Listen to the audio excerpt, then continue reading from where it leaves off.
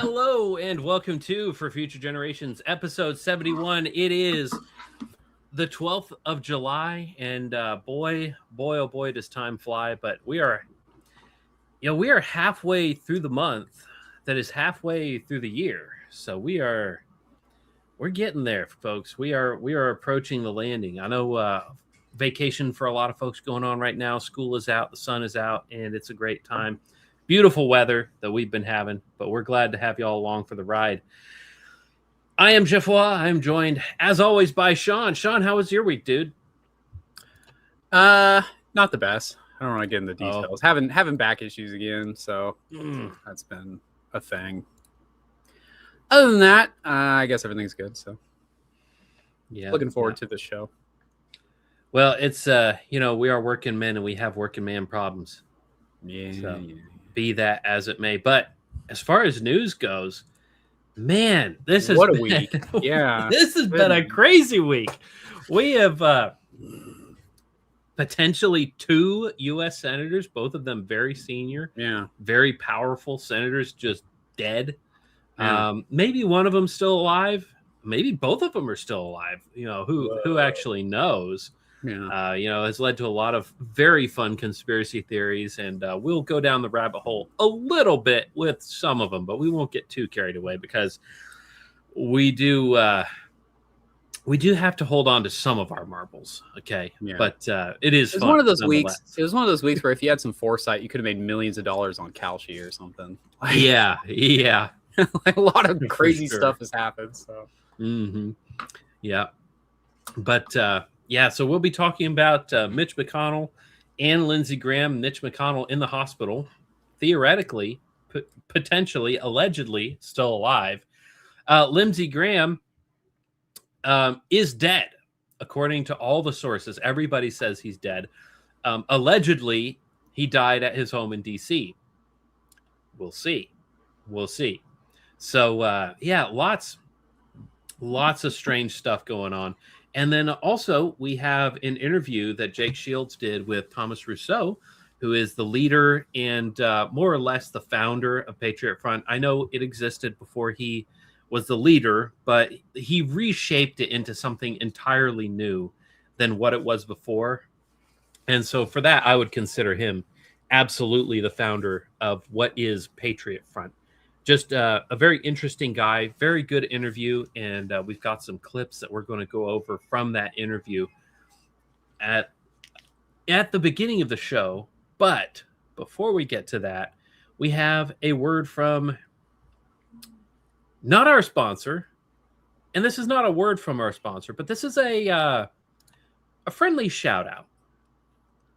So there's a gentleman I know in passing. We're not like bros, we're not best of buds, but we run in the same circles, and he has started a new clothing company called Restore America. And one of the goals of his company is to get everything as American made as he can, because you want to bring American manufacturing back, right?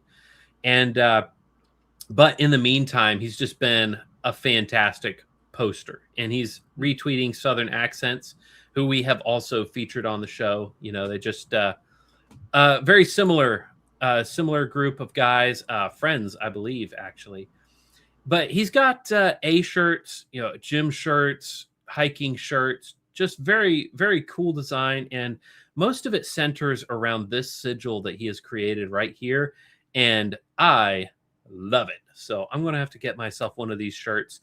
If you like what you see, come and give him a follow, give him a like. But one of the reasons I'm talking about this is because our sponsor, the Amen Author on Twitter, who is also known as Deus Volt Lapel Pins, our good friend, Restore America tweeted this out. He says, keep an eye out for our Amen Author collaboration coming soon.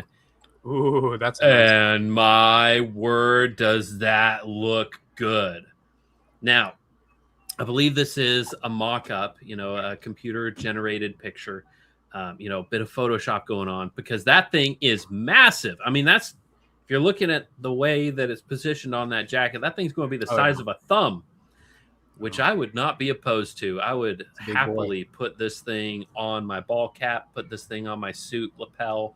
I absolutely would wear the heck out of that thing because I love it. But speaking of our sponsor, perhaps it's time for us to go over and talk about Deus Vult lapel pins. Guys, Deus Vult lapel pins. There we go. Deus Vult lapel pins. Use our code FFGDV26 for 10% off your order. And boy, have we got some cool new pins for you. I saw this announced. The no quarter battle flag. I believe we should hoist the black flag. Give them no quarter. Yep, what a beautiful, beautiful pin. And related products, what do you know? Stonewall Jackson, our guy. Yeah, that's where that quote comes from. It's Stonewall Jackson who said, I believe we should give them no quarter and hoist the black flag. Also, here's the Awakened Saxon. Very cool little pin going on there. But, the black flag pin, really cool. And burn the boats. When you want to send the message that there is no retreat, how do you do that? You burn the boats. The Odyssey movie is coming out right now. That's one of the things that they did there is they burned the boats when they landed. But I guess that would be in not the Odyssey, but in the Iliad. But no difference. Don't go see the new audio. Don't go see that new Odyssey movie, guys. It's woke. Everybody knows it. But instead, spend your money on something that will give you lasting comfort and support good Christian people, like lapel pins or a bolo tie, if you're into that kind of thing. Also, stickers. Let me scroll down to the stickers. Here we go. Iconic Crusaders, state stickers. For some reason, Texas and Florida are gray and everybody else is black. Not real sure why, but I think these stickers are all going to be the same when they come out. Because the sunshine wore out the black and it faded. Texas and Florida, I tell you what, sunshine is pretty bad there. But based baby on board with the and instead of saying what is it? Not Ray-Ban or whatever brand it is. Pit Viper. Yeah, instead of saying Pit Viper, it says Deus Vult on his glasses there. Oh, nice. If he starts selling Deus Vult glasses, I'm definitely going to have to get another home mortgage just to do that because very cool. Very cool. But guys, again, thank you, Deus Vult lapel pins. Thank you, man, for supporting us, for sponsoring the show. We really appreciate it. Use our code or click the link in the description, and that code will automatically populate when you check out. You'll get 10% off your order. And with that, we will get back to the show. Ready for me to put it on screen? Let's add. Absolutely. Add that bad boy. So, that is not our good buddy Jeff Waugh on screen. That is Tommy Rhousseau. Yeah. This is we're like the poor man's version of this interview right here. Dude, we really are. So, oh man. But before I get into this, I was, this is it's a worthwhile thing to watch. It's over 2 hours. What is the official? 2 hours, 23 minutes. Came out 5 days ago, according to YouTube. It's worth watching or listening to. You don't really have to watch it. There's nothing that goes on screen. But what had happened was that on July 4th, on or about July 4th, I want to say it was on July 4th, Patriot Front had perhaps their biggest demonstration yet. It was definitely media-wise their biggest demonstration because they were at the nation's capital. And as I had noted on Twitter, it is incredible the amount of effect you can have on the nation's discourse just by existing within the bounds of Washington, D.C. on camera. And they took full advantage of that. They had many, many volunteers out there. They had demonstration. Rhousseau gave a great speech, which he wrote and memorized and just spoke from memory. I mean, it was some Roman Senate old school speech type stuff. So it was cool to watch.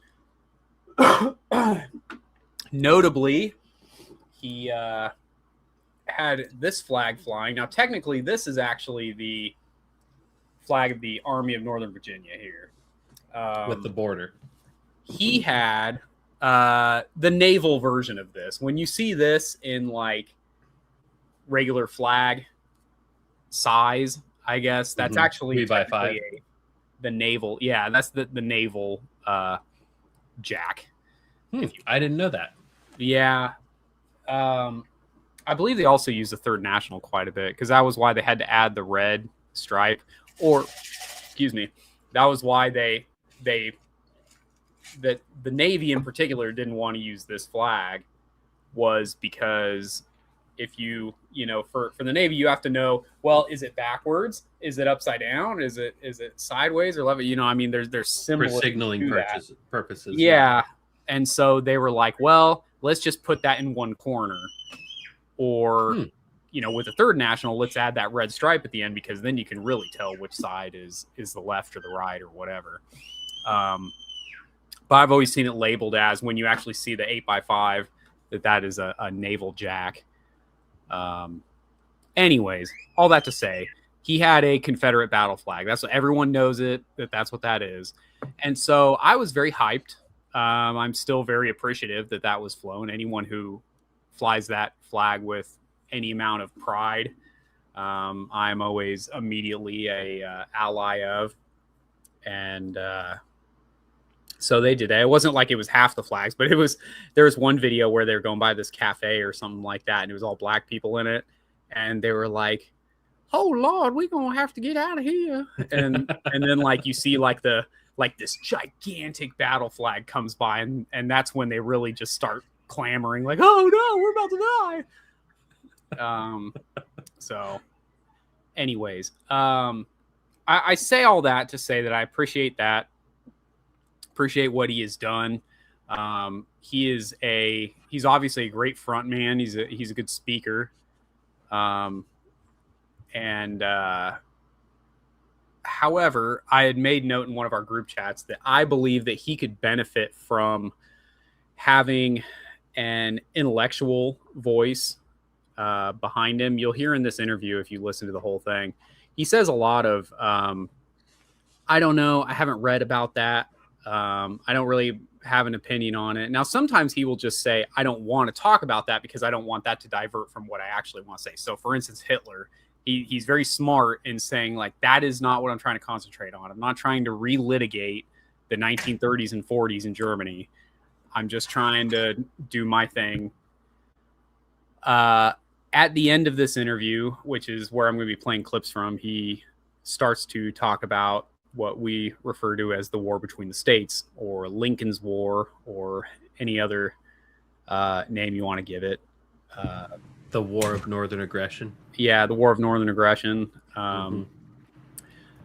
So they start talking about this. Somebody in the chat had asked Jake Shields this question.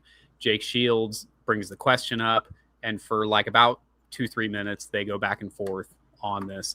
And I believe, like I said, there's some intellectual things that are weak on this, and I felt kind of undermined the flying of the Confederate battle flag. So I just wanted to address these, not for the sake of like tearing a brother down, but of iron sharpening iron. If this ever makes it to him, I hope he can consider some of the things that I have to say, or that Jeff has to say about this. Obviously, it's a topic that means a great deal to us.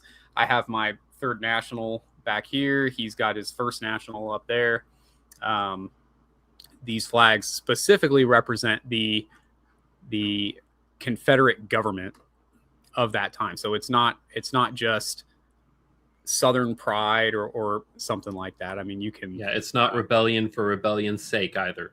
Right. Yeah. It's saying we believe the cause was just in the creation of this government that split off from the former United States. So anyways, I'll get into this, and I'll just have some comments as I go. Thanks for coming on the show with Jake. There you go. I hope all the white people have fun. Yes. Looking back with the Civil War, the official death of the American experiment. What if Lincoln had allowed the southern states to leave rather than declaring war on them?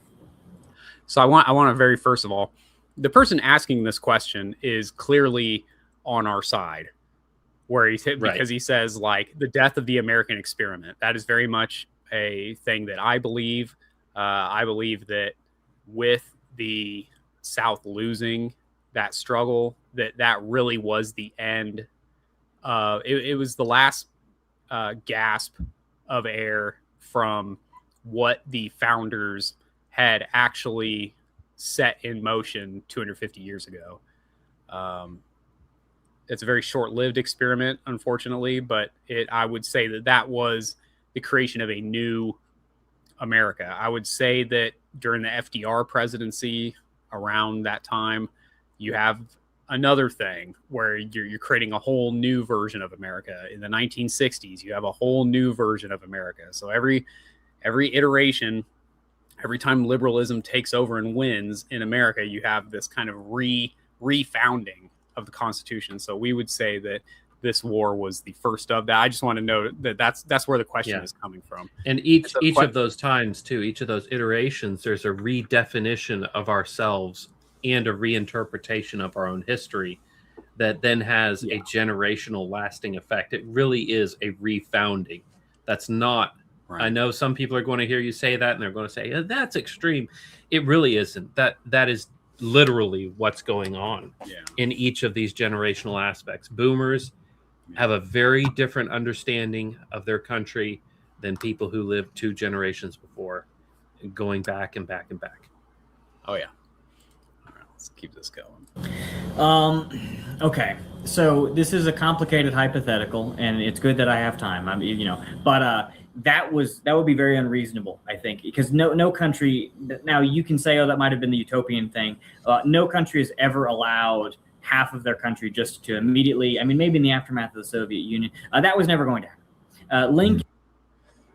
All right, let's talk about that. No country has ever just allowed this split, right? Half of their country, right?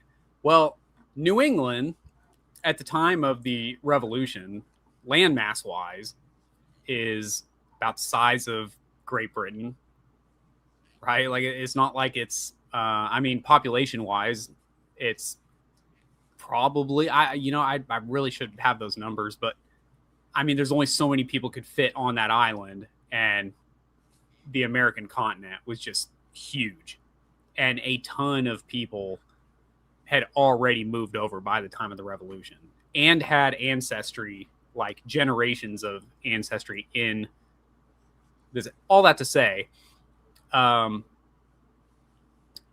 it's not unreasonable. It's not like the British Empire ceased to exist because they lost colonies. Well, there was a thing I saw where it was saying that some ridiculous number of countries worldwide trace their founding day, like their yearly celebration, to breaking off from the British Empire. So it was just like some insane number. I don't remember what it was. Yeah, and really only one of them did that happen because of a war. Most of that happened peacefully. We're the only ones who fought a revolution and won. Everybody else got let go in the way that he is saying doesn't happen. Yeah. But I will say this also. So it's popular to say that the men of the South never believed that they could win that war, right? You even have in Ken Burns' documentary, Shelby Foote is he's speaking about what's going on during the war. So for the South, it was like 95+% of eligible men fought in the war. So when we say eligible men, we mean between the ages of 16 and 45 or something like that by the end of the war. I mean, like that is not a small window. Like that is every single adult man and like quite a few teenagers. right? Like you're looking at some just huge numbers. And Shelby Foote is saying that, Harvard was, in the final year of the war, they were having their like annual kayak race or whatever it was. It's some event, right, where it's like they're not business as North, usual. Yeah. Yeah, the North is not like scraping by. They had reserves and reserves of foreigners that they could have thrown into the same meat grinder they threw all the other foreigners into, right? Like they just had everything going for them. It wasn't because they're better fighters. I mean, kill death ratio wise, it was like the South just creamed the North, but I mean, they had a never ending amount of foreigners, not native born people, but foreigners just showing up on boats and, hey, go into Grant's meat grinder real quick so we can, because for every, 4 of us that they kill, like we can get one of them or imprison one of them, something like that. And so that it was just a meat grinder that they were going through. All that to say, if there was any halfway sane man as president of the United States at the time of that war would have been over by the second year. Okay. The only reason that the North won that war is because Abraham Lincoln was a psychopath that said, I don't care what it takes. I will kill every single American, both North and South, in order for us to win this war and to not allow the South to be their own country. You had Republicans at the time of the war, like in Congress, of calling for, let's just let them go. Right. And this is before like Antietam, which is the single bloodiest day of the war. It was right before 1863. Is that right? I want to say the Emancipation Proclamation went into effect 1863, January 1st. And so Antietam would have been right before that. So Antietam would have been in 1862. Is that right? That's got to be right. Yeah, September of 1862. Yeah, so it was basically the culmination of the Maryland campaign, if I'm not mistaken. That seems right. Anyways, the point being, like very early on in that war, you have people in the North being like, why are we doing this? We have lost so many thousands of men, and they have lost so many thousand men. Why are we still doing this? But Abraham Lincoln was like, I don't care. I'm just going to keep going. It doesn't matter to me, right? Like these people don't. And an important thing to take note of as well is he was jailing his opponents, his political opponents, left, right, and center, and which is the only reason that he was able to continue the way he was, because it was a very unpopular war throughout his entire presidency. He was literally a dictator. So where I'm going with this, right? You have at Yorktown, Cornwallis surrenders, and Great Britain had more ships coming. They were on the way, right? Like that was the thing. I was just reading about this. They would have been stopped by the French Navy that parked out there just to, off the coast of Virginia, just because they knew it was coming. So they wanted to play defense for us. But, there were more British troops that they could have kept throwing in there. But Cornwallis and those in leadership and King George at the time, they understood. They were like, you know what? We give up. It's not worth the cost to keep going in order to keep the American colonies part of the British Empire. Mm-hmm. Lincoln had no limit on that.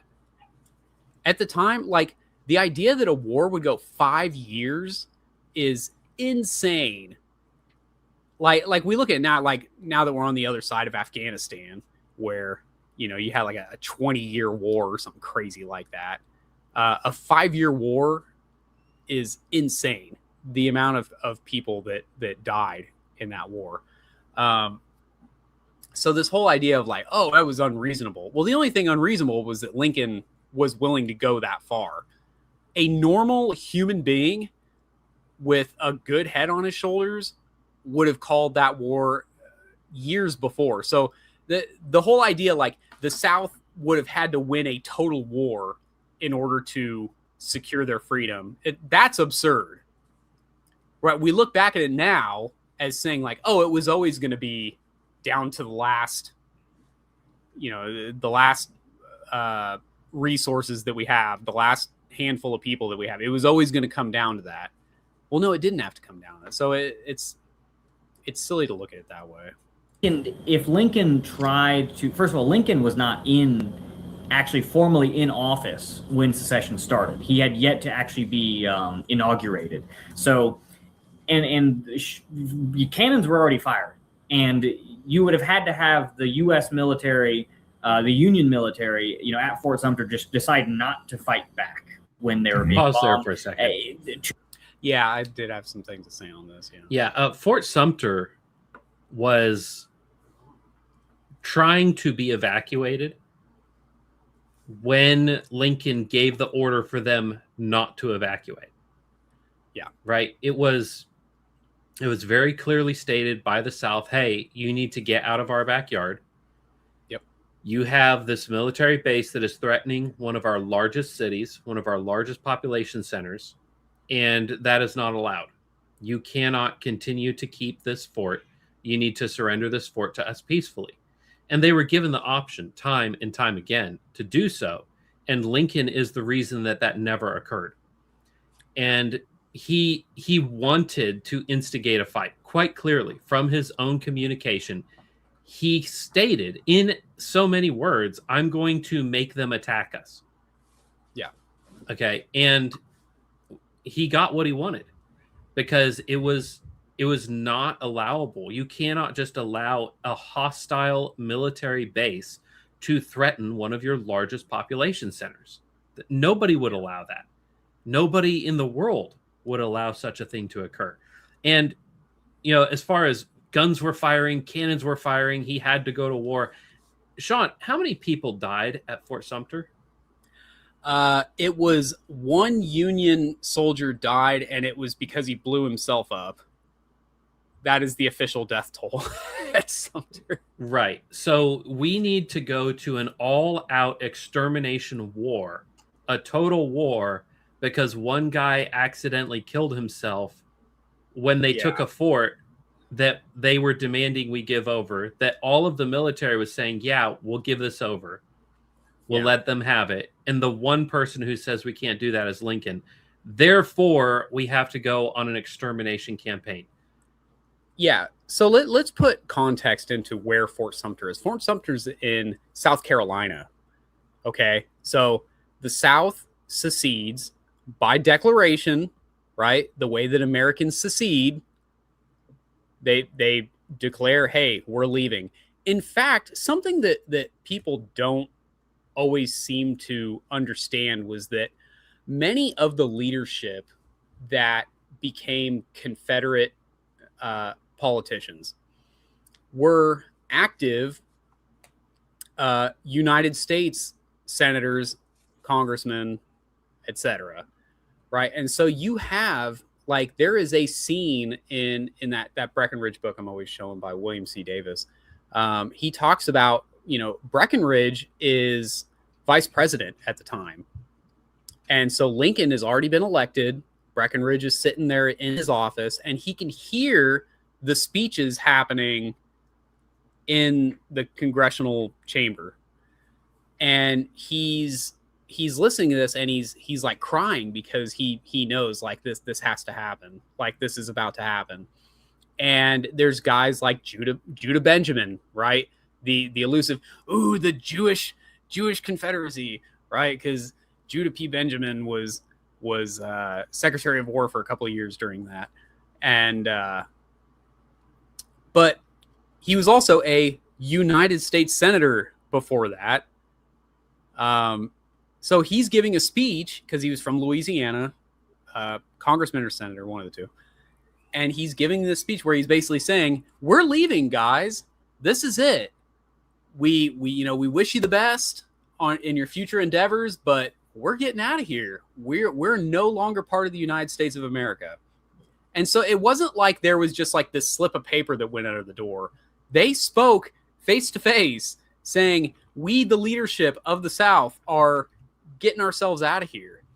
Right. So South Carolina, Fort Sumter, deep, deep, deep into Confederate territory, right? It's not on the Mason-Dixon. It is, well, what do you got? Like Virginia, North Carolina, then South Carolina. So you have multiple states worth of coast down, right?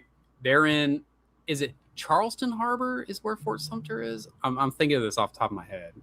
Yes, I believe. I want to say that's right. It's in South Carolina for sure.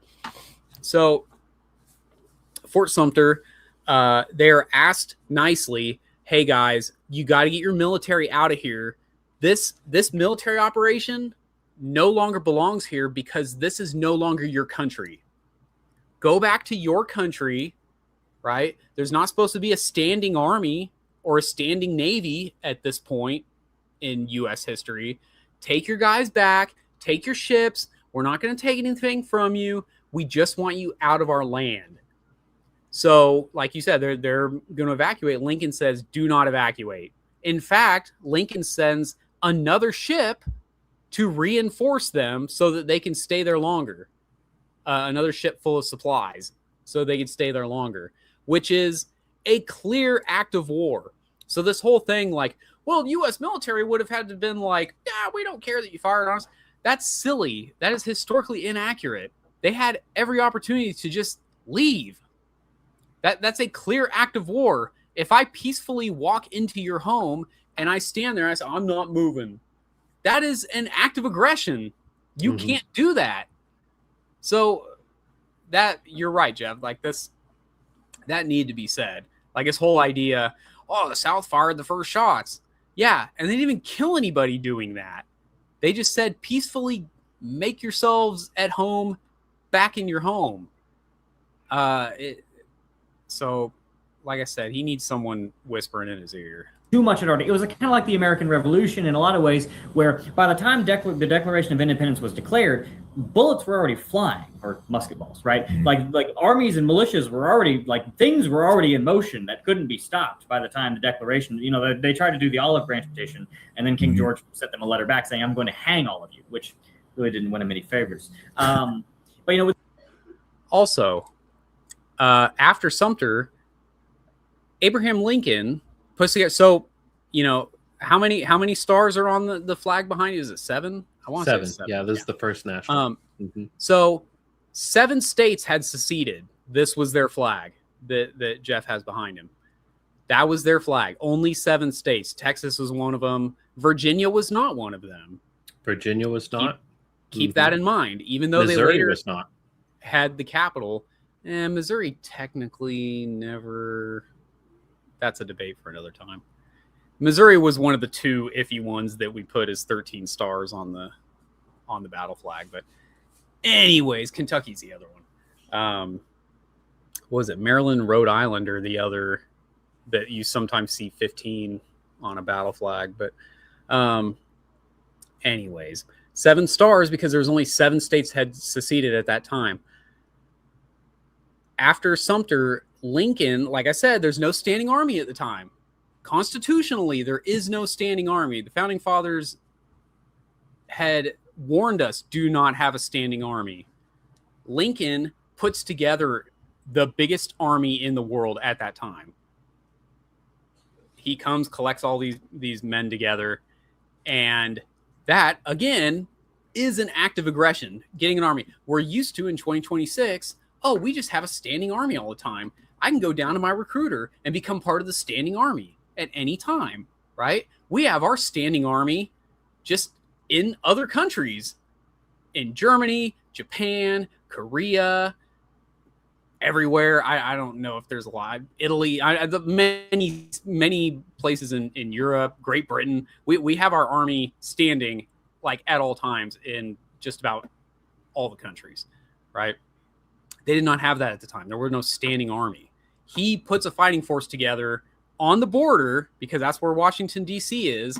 Again, the Founding Fathers understood there's the northern peoples and there's the southern peoples. And their border is the Mason-Dixon line. So we're going to put our capital on the Mason-Dixon line. So you can't say that it's a northern capital or a southern capital. It's not in any one state. It's its own District of Columbia, right? So he puts a standing army on the border after we've declared independence after Fort Sumter. So it wasn't like musket balls are flying already. That happens after another, at least 5 states formally, at least, joined the Confederacy, including Virginia, which is that border state with Washington, D.C. So suddenly, oh man, like really the entire South has got the band together. They're ready to go. So yeah, Lincoln's creating the army is what causes the war to actually happen. Lincoln getting elected, there's a whole that's a rabbit hole I can't even go down tonight. But Lincoln getting elected caused the independence to be declared, right? Breckinridge losing causes the independence to be declared. The war happens after the rest of the South joins because Lincoln put a standing army on the border. The Civil War was kind of like that. By the time Lincoln was actually, inaugurated as president, things had gone past the point of peaceful resolution, which is terrible to say. I think the Civil War is one of the great tragedies in America. At any time, Lincoln could have said, "You guys are free. You guys are a free country." At any time. And to say that it was say it was past the point of peaceful resolution is also factually incorrect. At the time that war was declared by the North, mind you, there were representatives from the Confederate States in Washington, D.C., negotiating how they were going to resolve the national debt. They were going to split the national debt between the two nations. That is a peaceful resolution. That is obviously the South bending over backwards to give a peaceful resolution to the North. So to say that it was beyond saving, that it had to go to war, that is just factually incorrect. Now, Rhousseau, he's a normal American kid. He went to a normal American high school. He's not been taught real history. He's been fed the propaganda that all kids who go to a standard school get fed, which is, the war was over slavery. The South left because they were angry. The South attacked the North and they had to go to war just to keep everything together. Abraham Lincoln's hands were tied and he cried so hard when he did it. All of this is a lie. Every single bit of it. But it's not really Rousseau's fault that he's come to these conclusions, because this is the result of his entire life being propagandized by people who hate him. And that's a point I want to make too, is Rousseau is repeating propaganda points from people who want to kill him. All right. What they did to Charlie Kirk, they want to do to him, only worse. All right. They would not hesitate for a second to kill him with a dull axe.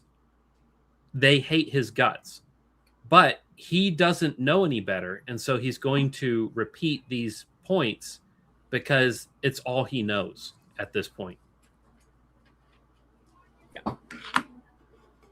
Alrighty. But if it had happened, I do think, the Confederacy, they would have run into the same issues with a Confederate style of government as the Articles of Confederation in the early American history with the 13 colonies, and they would have had to end up either they would have had to pick a path, and it would have been a more union, which is what the entire country picked early on, or they could have gotten split apart by foreign powers. Other states could have imported way more black people. One of the first things the Continental Congress did, which is one of the first things in the Constitution, is, hey, we're going to stop importing black people as soon as we can. Fun fact, that's in there. And I think it was very early 1800s that they did, and it was the southern states who protested and say, hey, let us import black people from Africa as long as we can. And they might have overturned that, and then parts of the South already have the demographics of Haiti, but more of it could. And I think, I don't know what an independent Confederacy would have looked like. It could have gone a lot of ways, but I do think I am glad that the country stayed together. I think it's... So he's got this like very black pill idea of, well, if you would have split and it would have just been like down like 13 and 13 or whatever the numbers would have added up to be, that we couldn't have stayed together. some foreign power could have come in and split the Confederacy, and then it'd be even more split, and there'd just be all these splits, as if that means that suddenly we're just going to be taken over. That's absurd. Like, it's an argument that people still use today, even though America is, you can split off, what do they say, that you could split off Texas and it would be like the 5th largest economy in the world or some crazy like that. It's not hard to supplant the world economic power of Italy, though. It's right. After the United States, there is an infinitesimal, an infinite drop off to the 2nd world economy, which is China. And then there's a huge drop off to the 3rd, and then, continuing on down 4th and 5th and 6th, etc. The top 10 economies in the world after the United States do not total to become half of the United States economy, even today with our rapid deindustrialization. So yeah, Texas, California, even almost every state in the union, almost every single one, if it were to separate and become independent, would end up being the 5th, 6th, 7th largest economy in the world. Even Wyoming, with who have more bison than they have people, would be one of the top 10 economies in the world if it were to announce a separation from the United States. Sure. So one thing I wanted to note in this, so he's talking about like, the South, they just wanted to import a bunch of black people and they would have had these demographics and blah blah blah. First of all, the South never wanted to give them voting rights. Okay, so this whole idea of Lincoln came and saved the Union by stopping the South from overtaking us with black people. And how did he stop that? By giving them voting rights. Yeah, it doesn't really make sense, does it? Yeah, by saying you have your freedom, you're equal Americans, you're just as American as you and I, and you can move to any part of the country, so you can go immigrate into Harlem. Like, come on, dude, this is such a silly argument. His whole thing, like, he's basically saying you're going to import people who aren't like us, and demographically they're going to take over. Yeah? Well, was it the North or the South who imported millions of foreigners during this time and completely changed the demographics of the United States?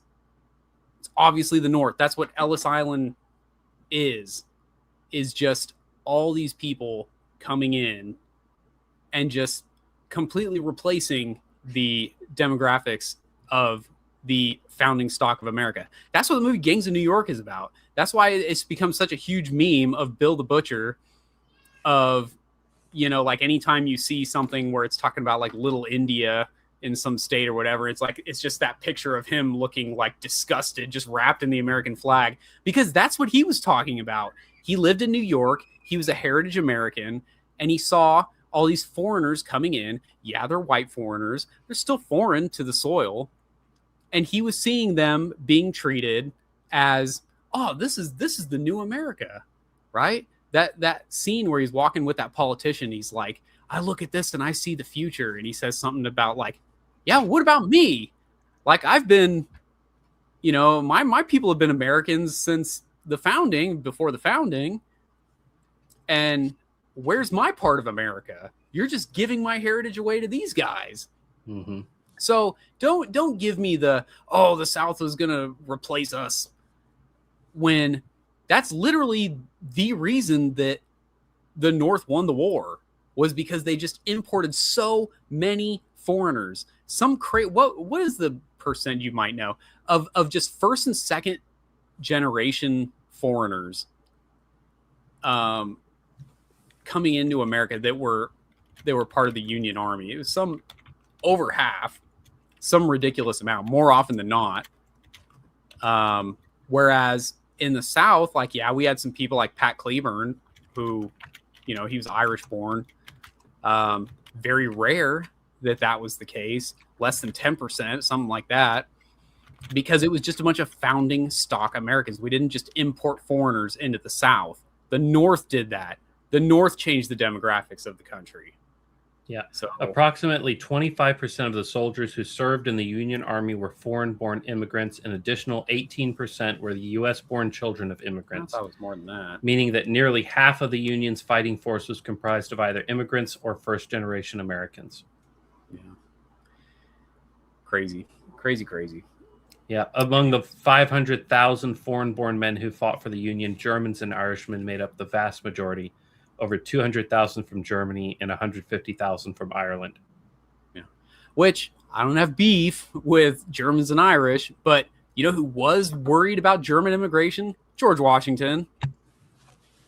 George Washington, that was like his biggest fear. That was the example that he gave of, we can't let too many foreigners into this country at one time. If we bring in Germans, they'll have German newspapers in the United States, which they did. Man was a prophet, apparently. But I mean, we look back at it now, it's like, oh, it's just more white people.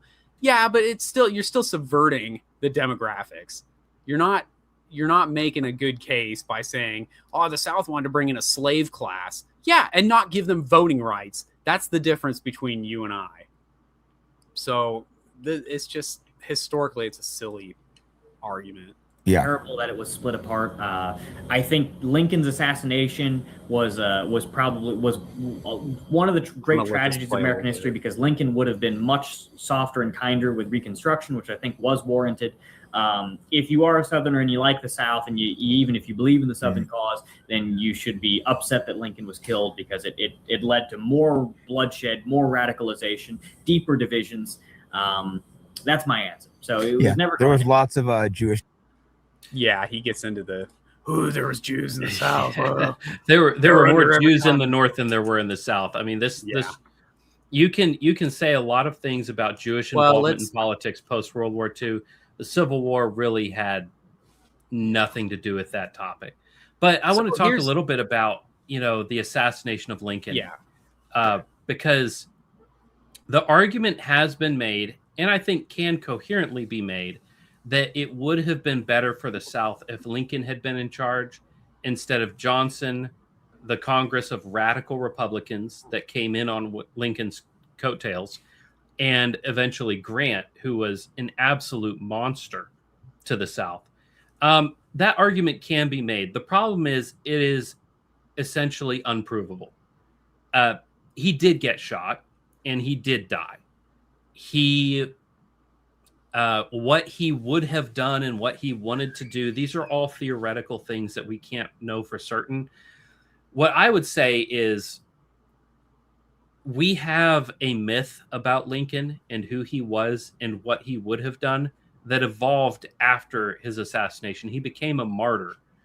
And this happens anytime anybody is shot. We see this right now with Charlie Kirk, his wife coming out and saying, he would have been for the war with Iran. And you can just go back and look at his statements about a war with Iran saying, yeah, I don't want us to go to war with Iran. Yeah. You can do the same thing with Lincoln. All of these people in his hagiography saying, oh, no, Lincoln would have been nice to the South. He wouldn't have done Reconstruction, or Reconstruction would have been nicer. Reconstruction, which was warranted. First off, Thomas, what are you talking about? Genocide of the people that you just conquered, their disenfranchisement is warranted? That's a bold take, my guy. But leaving that aside, I mean, you can contrast what Lincoln was saying he was going to do, what people after he died says he would have done, with what he did in his lifetime, which was orchestrated genocide. Literally orchestrate a genocide. You can't tell me that, oh, well, this guy who wanted to genocide these people and wanted to crush them under his heel, wanted to literally turn them into a colony of the United States. Because that's what empires do. Empires support themselves on colonies. This is not something we invented. This is not something that was invented in the 16 and 1700s. Ancient Rome functioned this way. Persia functioned this way. Mesopotamia, Egypt, all empires that have ever existed always had colonies, because that's how you support an empire. You have to pillage your neighbors in order to support your empire. And after the Civil War and during the Civil War, it was plainly stated in as many words that the South would be colonized, that they would be oppressed to fund the military, the industrial complex of the North. That was their intention. And what do you know? That's what they did. And to believe, farcically, I would argue, to believe that Lincoln would have done anything other than is simply, you're just sniffing your own farts, man. I don't know where this is coming from. Yeah, it's, you hear it all the time, right? Like, it's not like he came up with this argument. Like, people just regurgitate this without thinking. Lincoln would have been totally different, right? The crazy one I always hear is, we really needed Lincoln's leadership after the war. What is Lincoln's leadership? He accomplished nothing before becoming president. He was some liberal radical who just came out of nowhere inventing a new party and just got a whole bunch of retards in the North all fired up because they thought Uncle Tom's Cabin actually happened, when it was the dumbest fictional representation of what slavery was actually like. So you have a bunch of dumb women in the North ruling over their husbands and telling them, oh man, slavery's so bad, even though I've never seen a black person in my whole life. And like, they just have this. And if I did, I wouldn't like it. I would immediately want you to deport him. Yeah. I mean, just this crazy. He had two things that he was well known for before becoming president. One was being a very eloquent speaker with lots of pathos in his dialogue or monologue, as the case may be. And the other thing he was known for was being a middling senator from Illinois, and a guy who voted to have every black person evicted from the state. Yeah. And we have this idea that he fought this entire genocidal war because he loved black people so much, black people whom he wanted to deport. I mean, the myth does not really add up with the man's character. The man was a godless pagan. And now we have this idea that he was a glorious Christian prince. It's not realistic.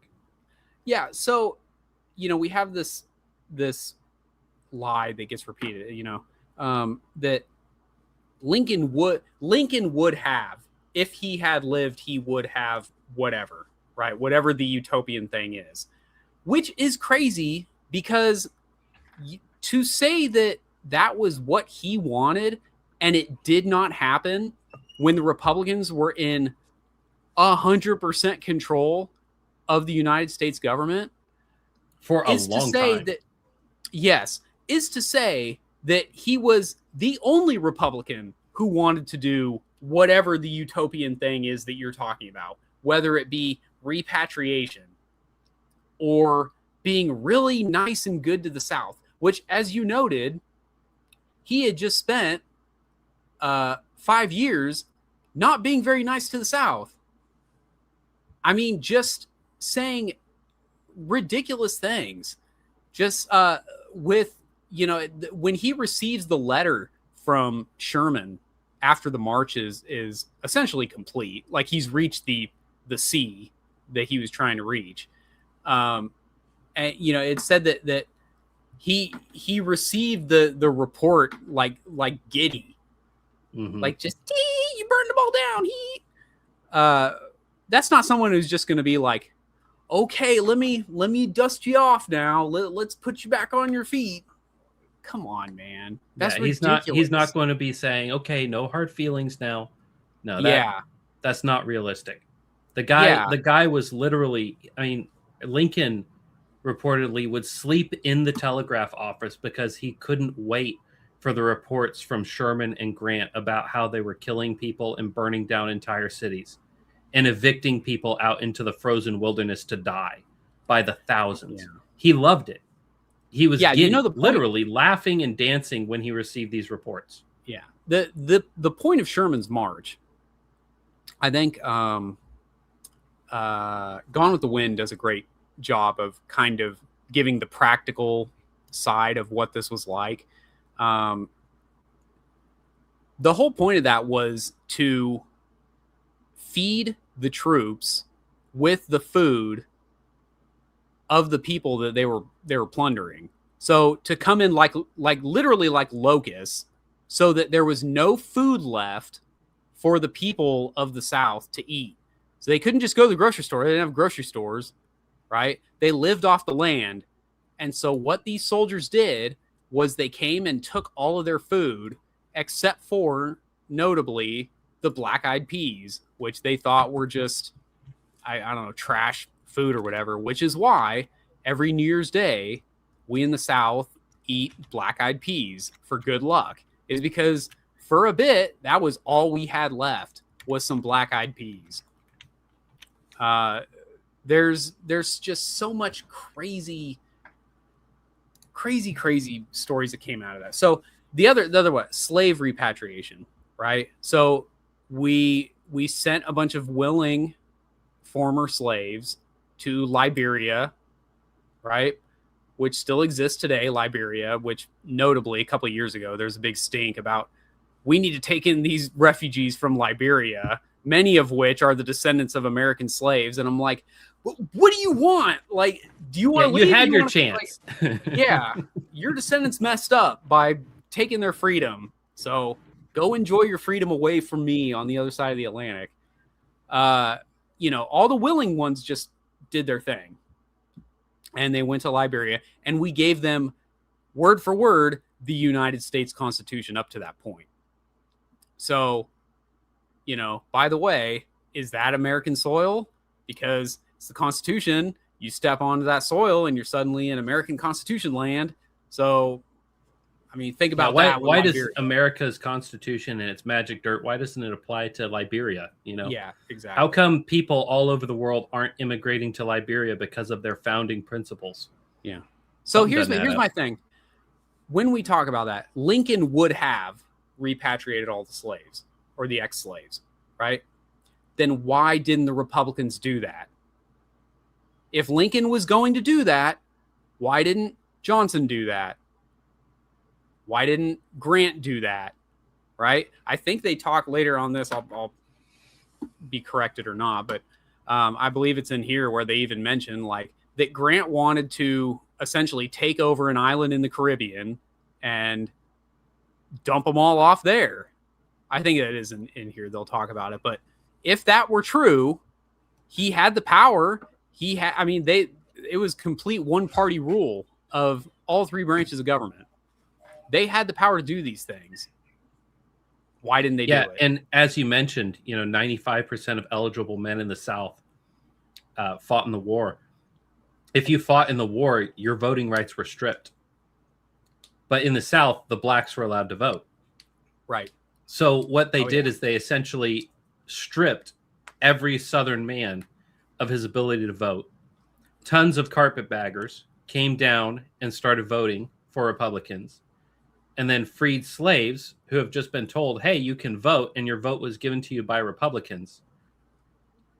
All of a sudden, the South starts voting Republican until the South is once more allowed to vote. And then what do you know? They all start voting Democrat. Why would that be? Because they're the opposition to the Republicans. The Republicans killed my dad and took away my uncle's vote and, instituted genocide in my home front.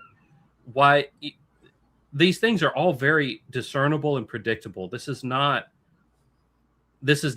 esoteric political machinations. This is all very simple cause and effect. Yeah. The Congress, the presidency, the Senate, all Republican. There was absolutely no reason for them not to institute whatever it is that they wanted to do. They could have done anything, and they didn't.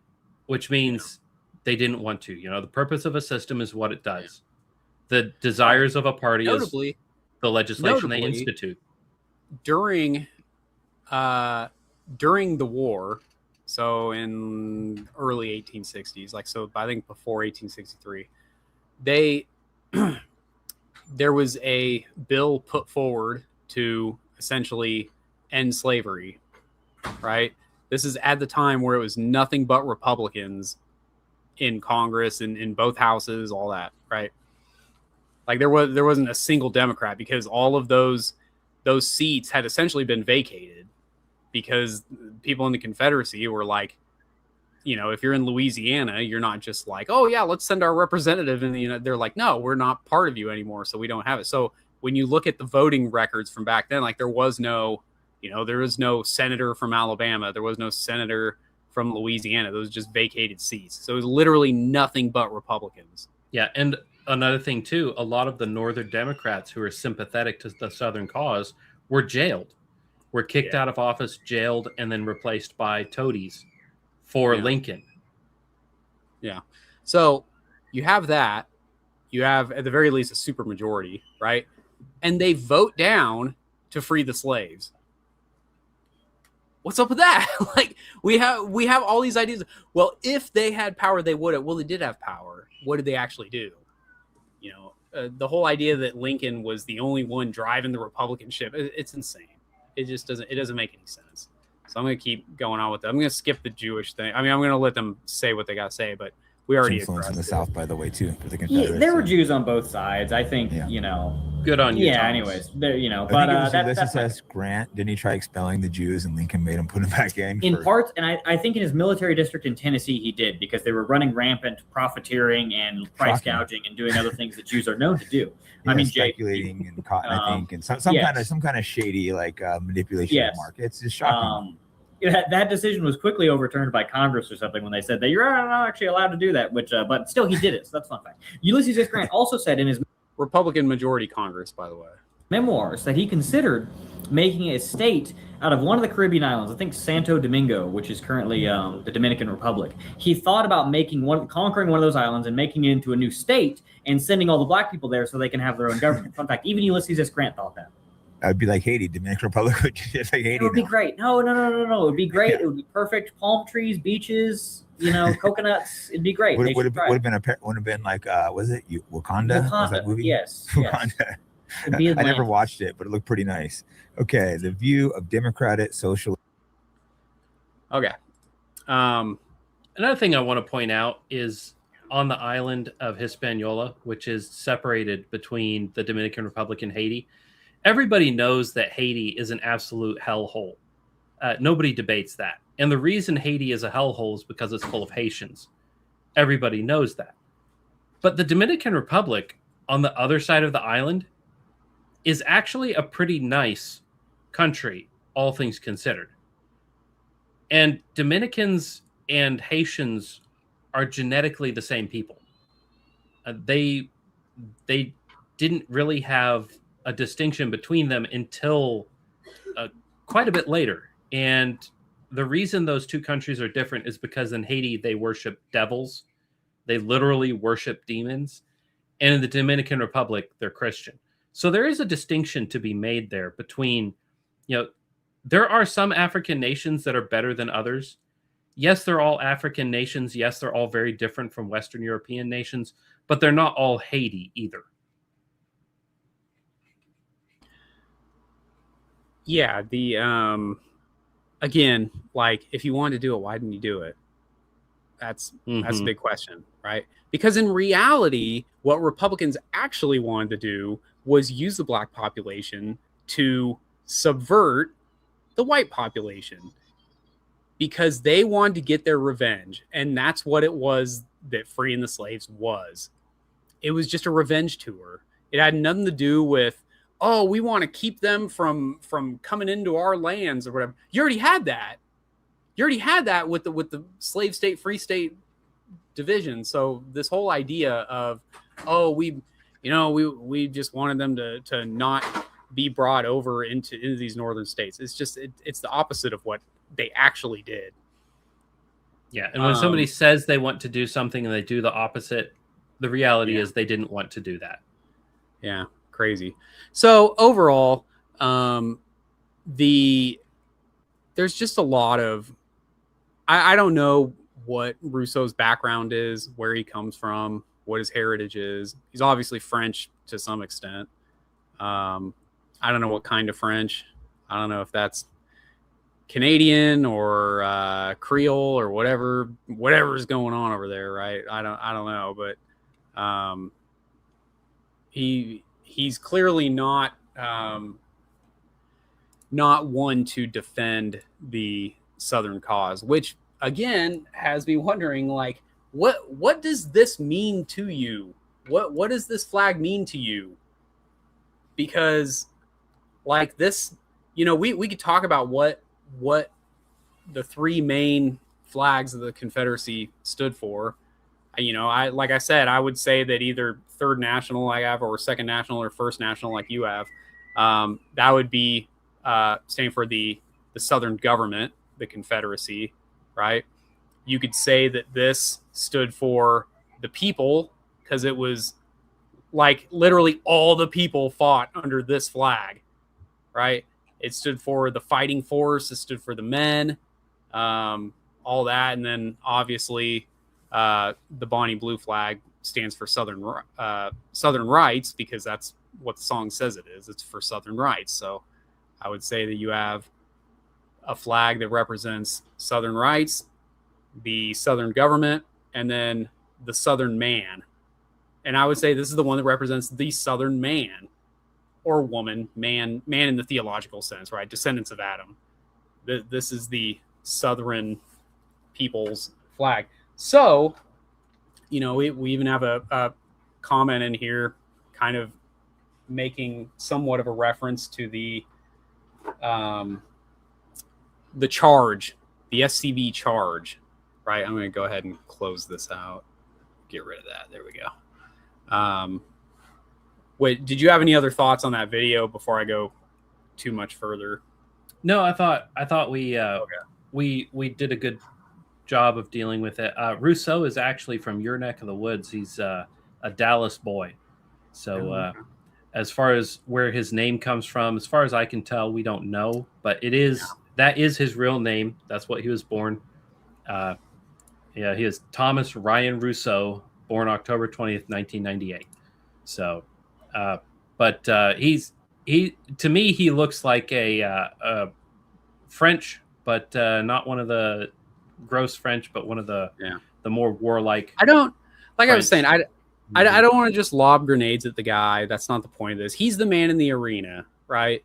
For those unfamiliar, the idea is that the man in the arena is always going to get his boos and jeers and all that from the crowd, right? And I don't want to be that guy, but I do want to encourage him, like, hey man, maybe reconsider what you're saying, because you're just very flippantly undermining things that are very important to people like myself, or to Jeff, or many of our friends in different chats that we're in. Obviously, our brothers in the SCV, so that. If you're wanting to lead a revolutionary cause, which is more or less what the Patriot Front is trying to do, like you mentioned earlier, the United States has had multiple redefinitioning phases, re-revolutions. Maybe that's a poor choice of words, but essentially what he's trying to do is he's trying to establish a new understanding of what America is going to be going forward. And if you're trying to do that, you need to understand the previous revolutions. You need to know where you are. You need to know what time it is. You need to know how you got here. And essentially what we're seeing from this interview is that there is a historical illiteracy. Now, mind you, that is completely intentional. Okay, the people who have done this to us, they did it intentionally to destroy our history. And he is a victim of that, as is practically every young man in the United States alive today. But he needs to do the legwork to fix that himself, because he is saying things and he is adopting ideas that contradict the work that he is trying to do right now.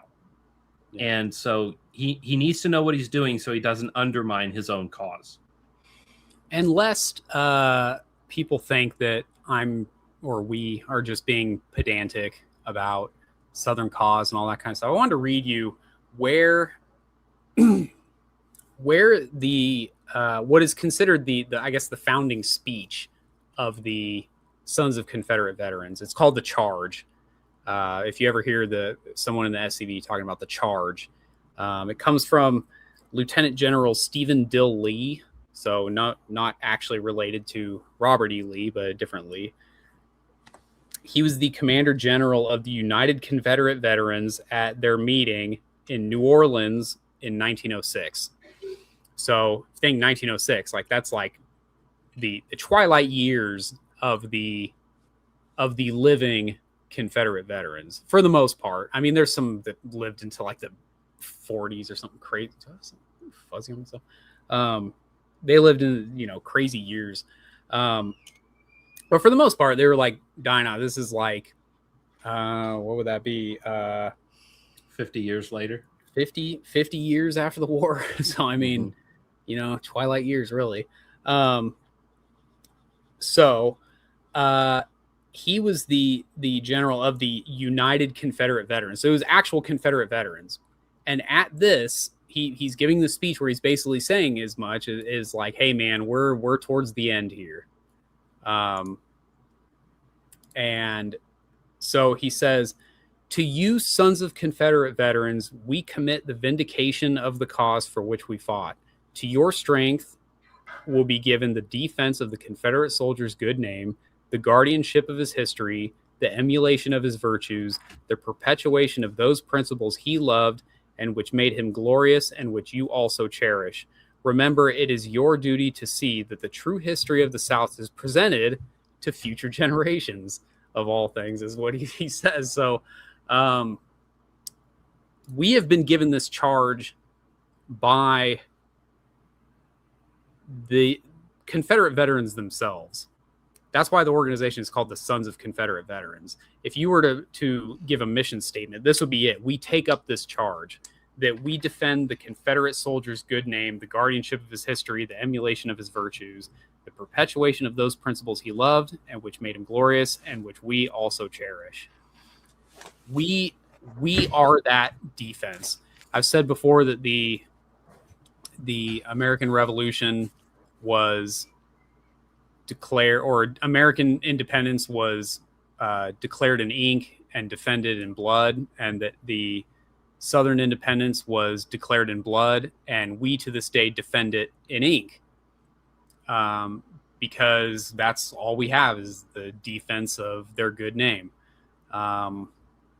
Unfortunately, when you have such an injustice as the invasion of your country by men who claim to be your brothers, it's, you kind of have to defend that. That's what you have. Like you lost the war.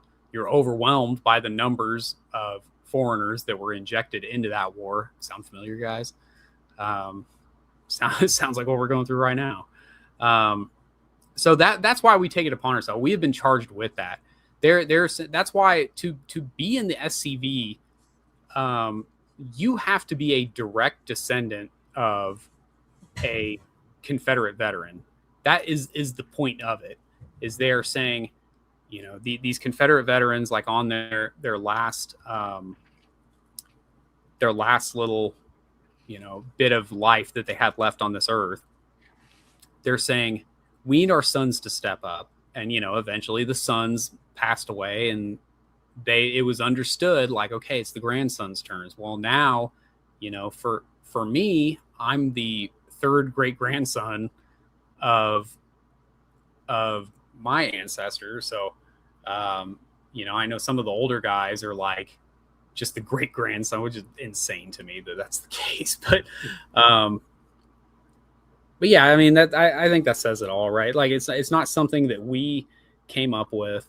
It's something that we were given by our ancestors to uphold, specifically defend our good name. And so that's why it's very personal to us. He says in this interview some really great things about, like, he's like, I don't read like foreign political ideas. I don't take my time defending that. Like I care about American ideas. I care about defending, American political ideals. Well, that's what this is right here. And if you don't understand that, the people who are flying that flag, I don't know whose idea it was. I would love to hear the story of that, whose idea it was to include that at the 4th of July march. I would imagine it was some Southerner who was just like, hey man, like, it's gonna it's gonna be bad optics to like CNN and whatever, but it's gonna resonate with some guys that we need to recruit, because to this day, the Southern man is the bulwark behind even like the U.S. military, and it's going to be the bulwark behind Patriot Front, because I mean it's not going to be a bunch of, I mean I'm sure there are like men from northern states and whatever, but I see Patriot Front stuff out here in Texas all the time. I'm not going to say the exact city. I always see stuff posted on for OPSEC reasons, but I see it on like telephone poles and whatnot. See their stuff.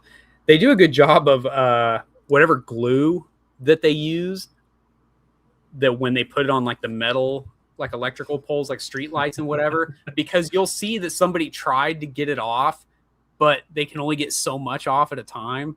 And so you can still, even when they try to rip it, you can clearly see that it's a Patriot Front thing. So I encourage you guys, keep doing your thing. But I mean, the great men who lead these movements, like they're not just ideologically coming up with all this on their own, right? You need someone who's got some good old-fashioned book learning to be whispering some stuff in your ear, giving you some ideas, helping you write your speeches, helping you put together things that don't make you look like you're just another damn Yankee. You gotta, or anyways, yeah. That's my encouragement. Like now that you've made your good optics, you're getting some great recruiting numbers from what I hear. We had a Patriot Front guy come to my church and was like pulling me and this other guy aside and trying to recruit us. And I was like, well, I don't know that I'm up to do all the work that's necessary for that organization. So I respectfully declined, but if you're young and you can handle that, I think I'm actually too old now, right? Like, don't they have like a 35-year-old cutoff? Or like, I think it's 42 actually. Yeah, but there's something about the age of 35. Like the standards are higher and you got to be able to do whatever. And I don't know. Anyways, seems like a great organization. I can't speak from experience really, but I've talked with some guys and they're cool guys. I like their messaging and I appreciate them flying our flag, and hope they can hear what we're saying as like nice guy stuff. Some of our friends are very anti. I don't ever want to be friends with Yankees. I hate them. Well, okay, that's not me. So, anyways, Jeff, I know you got other stuff you wanted to go through. I said I would take about an hour, and I think after all the advertising and stuff, it was about an hour. It did take about an hour. So. Yeah, it was perfect. All right, before we get into the next topic, which is, of course, dead senators. Woo! No Kennedys this time. Woo. I just mean like, that's crazy. Yeah. It's just a crazy situation, man. Yeah. But let's hit some comments real quick. We only got a few. Let's see. Yellow Moss says, I saw we need more Germans. Well, as a man of German extraction, I am partial to that. Good friend of mine, member of my local camp. He's a German. His great-grandparents were Germans. I think it's actually his great-grandparent because, or it might have only been his grandfather. The man is as old as Methuselah. And he's a brilliant old pillar of the community out here in the rural farming areas of central Texas. But his German ancestors fought on the Southern line. So, there were Germans and Irish in the Northern Army. There were Germans and Irish in the Southern Army as well. Kevin Bratton, 670, says, got to wake up at 4 for work tomorrow. Ooh. We'll watch the rest of the stream then. Happy Lord's Night, bros. Defend the cause to the end. Also, the Confederacy literally banned the importation of slaves. Yeah, correct. They said we don't need any more of the foreign slaves. We've got our own indigenous population of people that we love and care for. So we'll just stick with what we got. And you know what? They were right to do that. Yellow Moth says, gross French are gross. Yes, there's a difference between the nasty French and the cool French. And the cool French underneath, they're all Germans. So Rhousseau. Or Vikings or yeah. Rhousseau looks like a Viking. He's a German. We will extend the baton to him. Yellow Moth says, all Germans are good. All Germans? All Germans? I mean, I don't know. Some of those Bairischer people, they're not they're not almost a fan French. of Angela Merkel. Yeah. But Yellow Moth again says there was a Civil War vet on TV. That's correct. Yeah, they lived into the television age. Yeah, I was trying to nuance enough, but I mean, like, the vast majority of them were dying at like the age of 70, which is basically if you joined the war at like 18, and then you're talking about like 1906 being the year that he's given the speech, like, come on, man, that's you're pushing pretty close to 70 at that age. Is that right? No, maybe 60-ish. I don't know. That was part of his speech, though, was he was basically saying, like, there ain't much of us left. You can see that there's not much of us left standing in front of you. And so, like, that was a big part of it. It was basically the baton type thing. So, yeah, clearly many lived. Some of the vets that lived, I'm kind of questioning what exactly their story was, because they're talking about it was 6 million. Do not question the numbers. Right. Do not question the numbers. I'm just saying, like, there's some of these guys are like in the 1950s. They're like, oh, this is the last Civil War vet, and I'm like, dude, was he 10 years old and he lived to a drummer 100? Boy who lied about his age? There could have been some of that. Yeah. But anyhow, Check for Tunnel says, I was taught the only casualty at Sumter was a horse. Of the battle, yes. So I just looked it up. In the initial April 1861 bombardment of Fort Sumter, there were 0 combat casualties during the 34-hour siege. The war's first 2 casualties, Private Daniel Hugh and Edward Galloway, occurred during a post-surrender 100-gun salute when a cannon prematurely exploded. So, yeah. There's an SCV camp not far from me that actually have 2 cannons, and they have a little squad that operates those cannons, and they're very tight about procedure, because you can mess yourself up real bad real quick if you're not paying attention to what you do. I mean, your clothing, where you stand, what you're touching, who you're looking at, when everything's going on, all of it is regimented down to the last step, because when those things go off, they're designed to kill people, and they're good at it.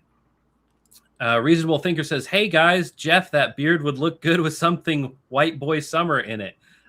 Reasonable Thinker is a friend of ours, and he has, if I'm not getting the names confused, I believe he is the one who has an Etsy shop. What is it called? Reasonable Thinker, you're going to have to let me know. But he doesn't sponsor us, but I did buy some stuff from him, and I will try it out, and I'll let you know what I think of it. But anyway, I got some beard oil from him, so that's what he's talking about. He's some beard oil. He says, it's okay to have someone helping you write speeches, just don't be like MLK about it. Yeah, don't get gay communists to write your speeches for you guys. Bad idea. Don't get Judah Benjamin types to write your speeches for you. Yeah. Reasonable Thinker says, Fed's trying to recruit you? No, I got a good... it's a funny... Because he's talking about the guy that came to my church. I mean, it was the one time I ever seen the guy, so I don't know. Maybe. I don't know. Maybe, probably not. Yeah. My take on Patriot Front is they're not feds. There are obviously going to be feds in the organization. You cannot Fed-proof any organization. But... it is not a Fed op. It would be my take. Yeah. Yellow Moss says 35 is typically the oldest it says, but there are exceptions. Yeah. Okay, so Sean, for you, there would be an exception because you're particularly good looking and highly intellectual, super smart. But for other guys, if you're over 35, I'm sorry, too late. Well, I did appreciate it. I don't know if you got a chance to actually watch that full Q&A that they did, but they do mention, they're like, well, if you are older, we expect certain things out of you. So like if you're, like 20 or whatever, it's like, well, we want you to be in shape, so we're going to help you with that. Or we want you to be married, have kids, we want you to have a successful career, all those kind of things. But like when you're older, they expect these things from you, because especially if you're like in your 40s, something like that, they're like, well, we're going to expect you to be giving back more than, like, you're not going to be able to physically give what the younger guys are able to give. So you're going to have to give in some capacity, which could either be financially, or it could be like, hey, get our guys a job, or, help them with a cheap place to live or something like that. So, I mean, I don't know how specific he got with the details on that, but he was basically just saying, like, don't be the same man at 40 that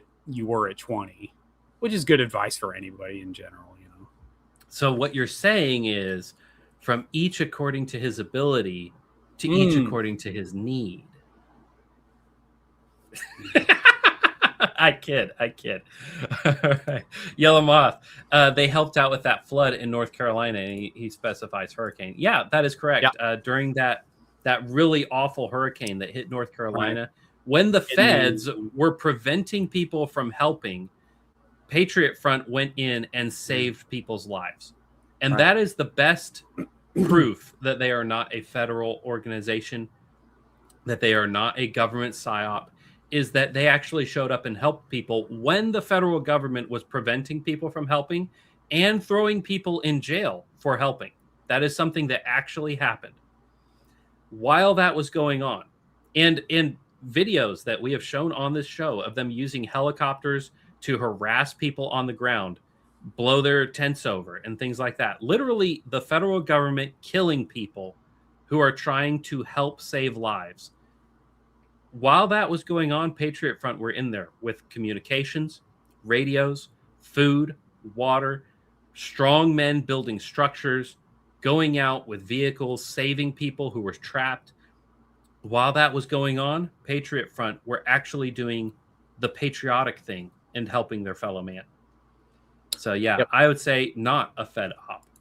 Yellow Moth says, I remember when there were World War I vets in Independence Day parades. Yeah, and I'm quite a bit younger than you. I don't think I ever met a World War I vet, but I remember reading the newspaper when the last World War I vet died. I do remember. I remember when I was a kid and World War II vets were still gainfully employed and still walking around and doing normal everyday stuff, driving cars. And Yellow Mouth, I'm not going to dox you. So, now World War II vets are what, or Vietnam vets today are what World War II vets were when I was a kid, which is, in retirement age, at the end of their years, no longer working. And it was an awakening for me to realize that, wait a minute, if the Vietnam vets in my mind look like what I remember World War II vets looking like as a kid, that means the World War II vets are drying up. And there are several World War II vets that I interviewed when I was in high school, and my older brother especially too, interviewed for our history schooling. They're all dead. They're all dead and gone. The World War II vets that I knew personally, they're no longer around. I do not know a single living World War II vet. So yeah, the World War II vet that lived across the street from me when I first moved into my house, he died a couple years ago. I remember during the what year was that? It was in February of 2021. We had the Texas, like the power grid went out and like Texas just froze over and people's pipes were bursting, and Ted Cruz went to Mexico, and it was a whole thing. But I remember like going over across the street to his house and just like braving the snow across the street, and just because there's no plows. So I'm just like trudging through all that and, knocking on the door. Dude, are you good? Like, are you going to make it? Because like everyone's power's out and everything. And I guess he had like some like jet engine thing in his house that was just like cooking the Just whole blowing house. hot. He's like, oh, I'm great. Yeah. All right, dude. And he's like, they're made of sterner stuff. Yeah. All right. Anyway. Well, that'll wrap it up on comments for now. Let's get into dead senators, or are they still alive? And we will discern that. So, Mitch McConnell, who is the leader of the Senate, or I'm not exactly sure how that works, because the presider over the Senate is the vice president, but he is the you might be thinking about senator. the Senate majority leader. That's what it is. He's the majority leader of the Senate and has been for a while, and he's very competent at it. He's a wheeler and a dealer and has been for a long time. Very, very smart guy. Don't like him, but give a man his due. He's very good at the job, which is why he's been at it for as long as he has. He went into the hospital in late June, and then nobody heard anything about it. It wasn't in the newspapers. Nobody was reporting it. And he is still in the hospital. And now his Chinese wife has absconded and disappeared to China. Which, first off, if the majority leader has a Chinese national wife, why? But moving on, people have started speculating about what's actually going on. And, here is, call to activism. He's got the slop alarm going on. He says, Mitch McConnell's health update takes a bizarre turn after a neighbor says the ambulance that responded, quote, had no urgency as Senator McConnell. I hate that they call people by their first names. Senator McConnell's lifeless feet were not covered by a blanket. When you're on a gurney and your feet aren't covered, I've seen lots of people on gurneys. They don't always cover your feet. They've got little tiny blankets. Okay. That doesn't really mean anything. And there's some other things that we'll get into here in the next tab as well. But there is a video of it. This is a still from that video shot. Here's a picture of him. And he has not been in good health for a while. Do you remember that video? There were several videos where he was just like looking all crazy. Yeah, just dead air. Yeah, just suddenly froze up and stopped talking in the middle of a sentence, and then people tugging on his sleeves like, yeah, Senator, are you still alive? Did you just die? Like, what's going on here? And so he's been in bad health for some time. Do you have a bad connection right now? Like what? Yeah, so this is 17 seconds, and you see the guys with the gurney, and then they load him up, and it's on the other side of a car. You're not seeing it. Secret Service is probably preventing people from getting close. Those are his feet. That means he's dead, guys. Now his feet weren't moving, but have you seen the guy walk? His feet don't move much when he's awake either. So I will say the idea that they don't have urgency, ever since the death of Dale Earnhardt, has really stuck with me, because that was the thing. That was the moment where people say like they knew he was dead when the ambulance was just moving too slow out of Daytona Motor Speedway. Like it was just like, if there was a chance they'd be moving a lot quicker than this. And so that holds a little bit of weight to me. It holds a little bit, but I will say I have a lot of medical people in my life. My dad's a doctor. My father-in-law was an EMT. He was a nurse before that. My brother-in-law was an EMT. I've known a lot of people who worked on ambulances. And one of the things that they teach you is do not move too fast, because when you move fast, you make mistakes. And they said it's better actually to move with purpose. And, what they say, they say this in, Kung Fu too. It's slow is smooth, smooth is fast. The reason that you're going to save their life is because you moved with purpose, not because you moved with speed. So yes, you're right, especially about when it comes to like the ambulance driving quickly.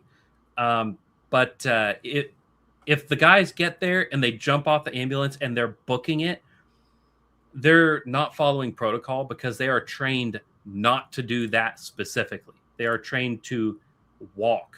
They are trained to think before you move. They are trained to move more slowly, and there's a reason for that. But here's some guy that I don't know. He's just posted this. They don't usually remove living patients in orange body bags. McConnell was dead on arrival. First off, this is DOA refers to when you get to the hospital, not when they pick you up. And they don't announce death at the scene. So this would not be correct in any case. But that's not a body bag.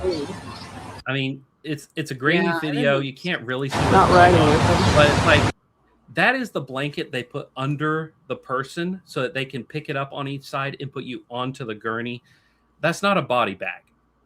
And even if you did see somebody in a bag in the ambulance, it's still not a body bag. What that would be is a reflective, a Mylar reflective blanket to keep your body heat in because you're losing body heat. Now, if you're losing body heat in the middle of July, that would mean you're probably not going to make it. But even if that orange blanket were some sort of a bag, it would be a Mylar bag.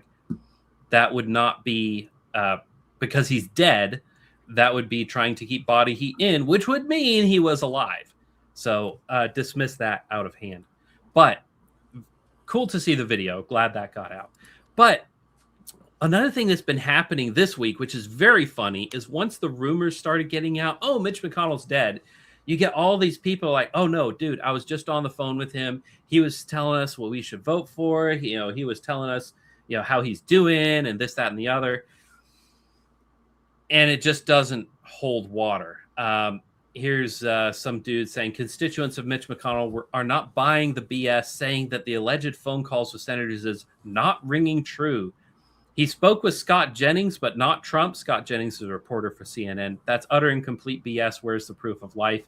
And, I'm not going to play the video for time, but this Brooklyn next Dad video, Defiant is an absolute retard, though, dude. Like, I assumed as much from the fact that he identifies with Brooklyn. He doesn't look like an American, and he has a peace symbol in his moniker. Blue Wave, Blue Wave, feminism. Come on, dude. This dude's an idiot, dude. Yeah. So not exactly first order of people to listen to. And then here's another call to activism. You're seeing a lot of leftists reporting on this, not so much Republicans. But he says, Scott Jennings was just put on the spot on CNN after he said he spoke with Mitch McConnell. And I'll just play the clip because it's very funny. Do you think he'd be willing to call into the show? Could we get him on the phone now? I wasn't really expecting him to call this morning, to be honest. So when the phone rang and I was able to talk to him, I was frankly pretty grateful. I mean, as I said, and he doesn't answer the question. The answer is no. Oh, well, you talk to him on the phone, so can he call us? Can we talk to him? Well,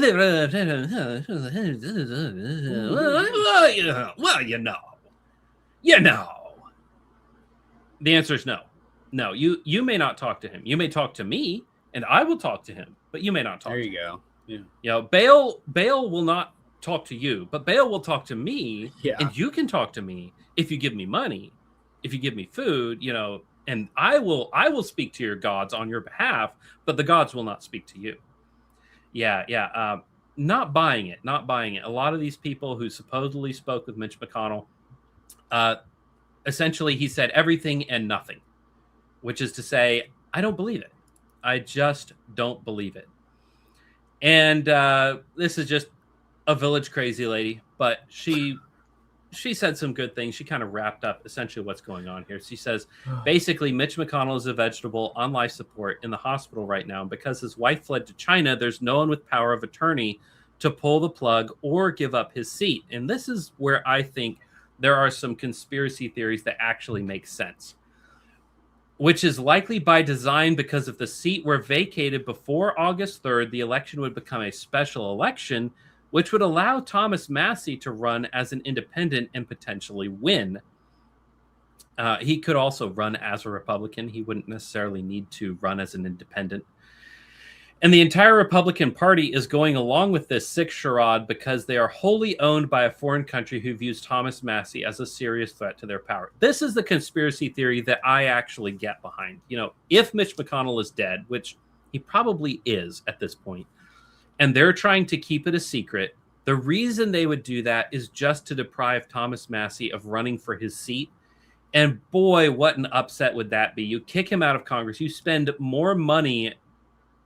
You spend more money than Midas to get this man out of his congressional seat. He turns around and runs for Senate and replaces your majority leader who just died. That would be very funny. That would be hilarious. I am fond of Thomas Massie. I think he's a great guy. I know a lot of people are not fond of him. I know a lot of the MAGA conservative diehards, all of a sudden they hate him because he voted against things. Every time he voted against a bill, he gave reasons for why. The border security bills and the other things that he voted against, he gave the reasons for why he voted against him, and it wasn't because he believes in open borders, although he certainly doesn't believe in closed borders like I would. But it's because there were poison pills in those bills, things put in them that would give weapons to Israel, give weapons to Ukraine, increase the budget, increase taxes, increase spending, all of these things that I'm very much against. And yeah, he should have voted against those. As a matter of fact, everybody should have voted against those. But this is the official news from USA Today. This is very interesting development.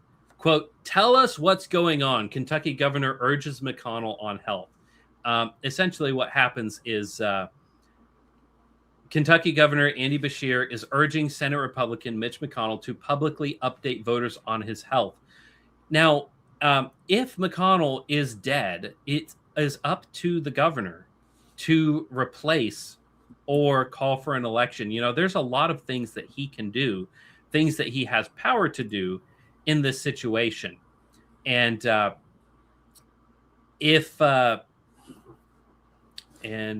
browser's freezing up on me. Sean, am I still live or am I? Yeah, here we go. Live, here we go. Dude. All right. I was trying to flip to the next tab and it was just freezing up on me. But computer technical problems. Sorry, folks. But yeah, there's a lot of responsibility on the shoulders of the governor of Kentucky if McConnell is dead. And the fact that he's beating the drum and saying, hey, guys, let me know what's going on is a sign that he is not in the loop. And if he's not in the loop, that is a sign that something is maybe a little bit untoward. Maybe something's not really going on realistically here. Something's not as it seems. This is the tweet that broke the whole thing off. Casey, she, her, because we couldn't tell from the fact that you say mama sissy and that your picture is a woman. I mean, maybe this is a tranny. Don't know. But she says, breaking, first off, slop sirens right off the bat. My cardiologist's sister lives next door to Mitch McConnell. She confirms that he is dead. So my cardiologist's sister, not me, not even my cardiologist, but my cardiologist's sister lives next door to Mitch McConnell. She confirms that he's dead. Loving this this on the ground breaking news and direct from the source here going on. But she says he coded at his house. Paramedics never got a pulse back. He's stored in a cooler at a local mortuary. Apparently they made I'm loving this too. So her cardiologist now knows this. Apparently they made close friends and relatives sign NDAs. It'd be one thing if you're telling me that your cardiologist sister knows that the paramedics didn't get a pulse and that he's at a mortuary. But how would a cardiologist know that they made close friends and relatives sign NDAs? This is begging belief. The amount, if you think know what's I'm also lying, funny? Yeah, go ahead.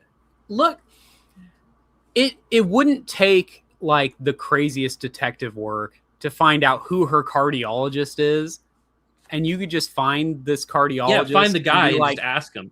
Yeah, hey, you know, you've broken quite a lot of HIPAA laws by telling this very loud woman on Twitter all of your secrets. Like,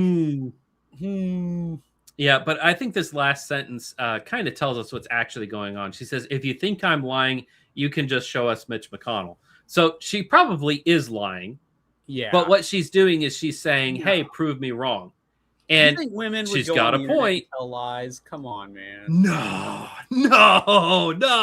Especially not for fame and power. They would never do that. Or just to be loud, just to hear themselves talk. They would never. Women don't they do would that. never. Come on. Yeah, but the last sentence is the barb, and we all know what's going on. She says, if you think I'm lying, show us Mitch McConnell. And, of course, they can't do that because, in all likelihood, Mitch McConnell is dead. So she's making up a story, allegedly. She's making up a story, seemingly.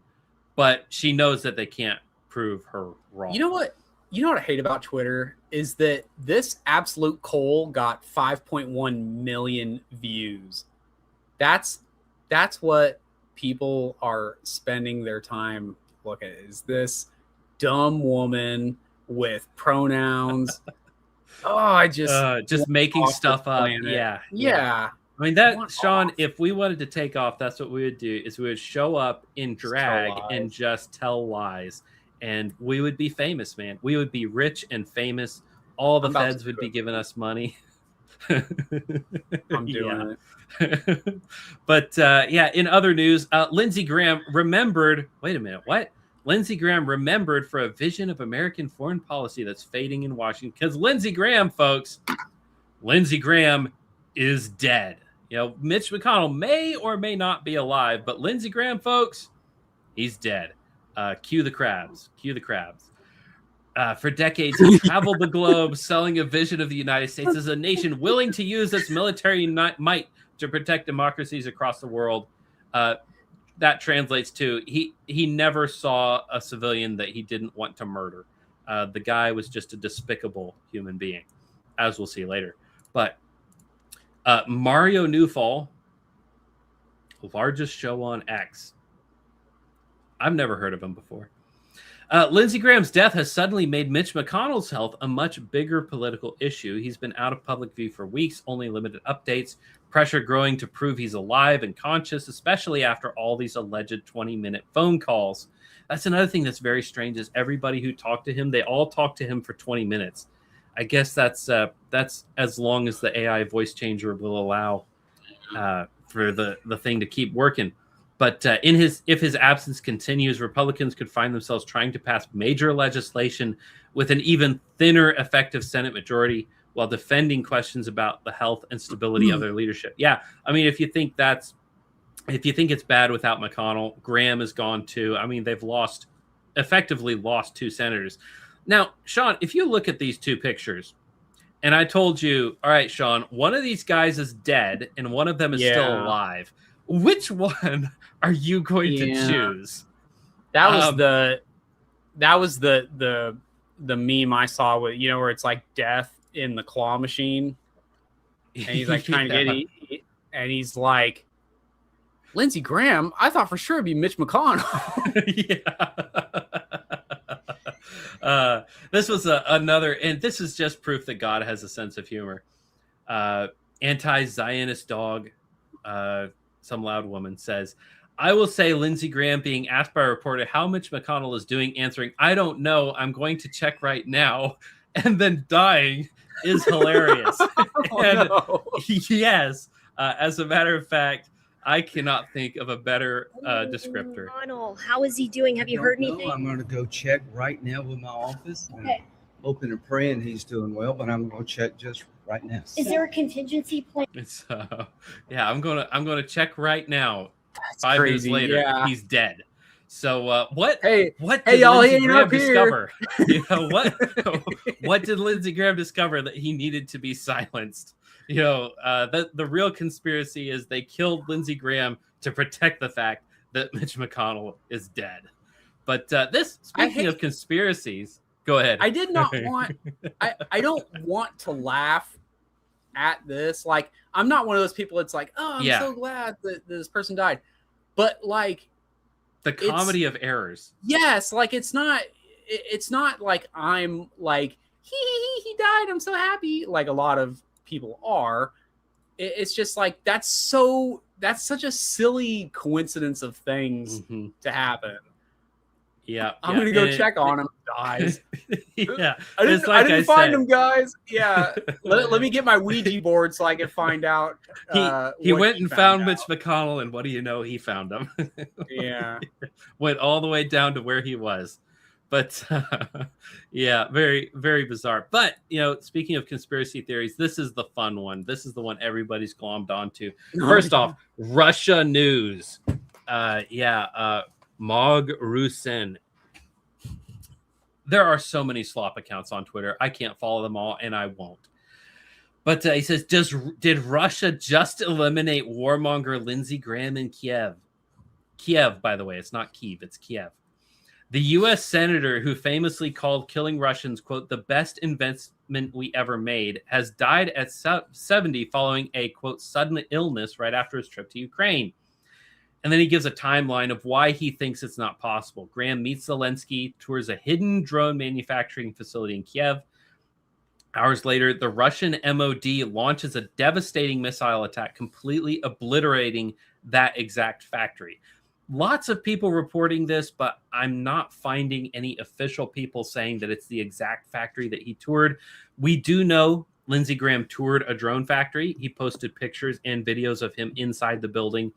Not doxable pictures, but inside of a building holding drones and being like, this is the latest technology. Nothing Russians wouldn't have seen before.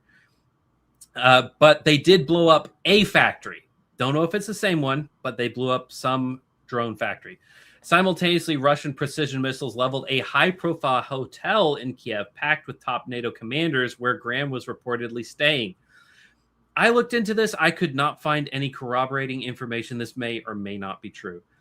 4, Graham instantly dies suddenly right after returning home. And so he's insinuating there was not actually enough time for him to get home without being dead already. So he died in the Ukraine.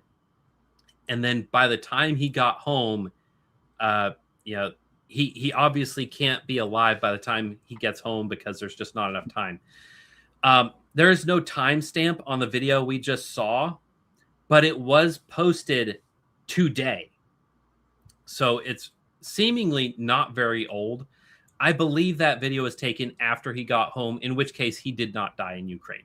He may have died from something he caught in Ukraine, some kind of weird sexually transmitted disease, or, the Russians stabbed him with an invisible needle, or the Ukrainians assassinated him, gave him poison. All of these things have been said.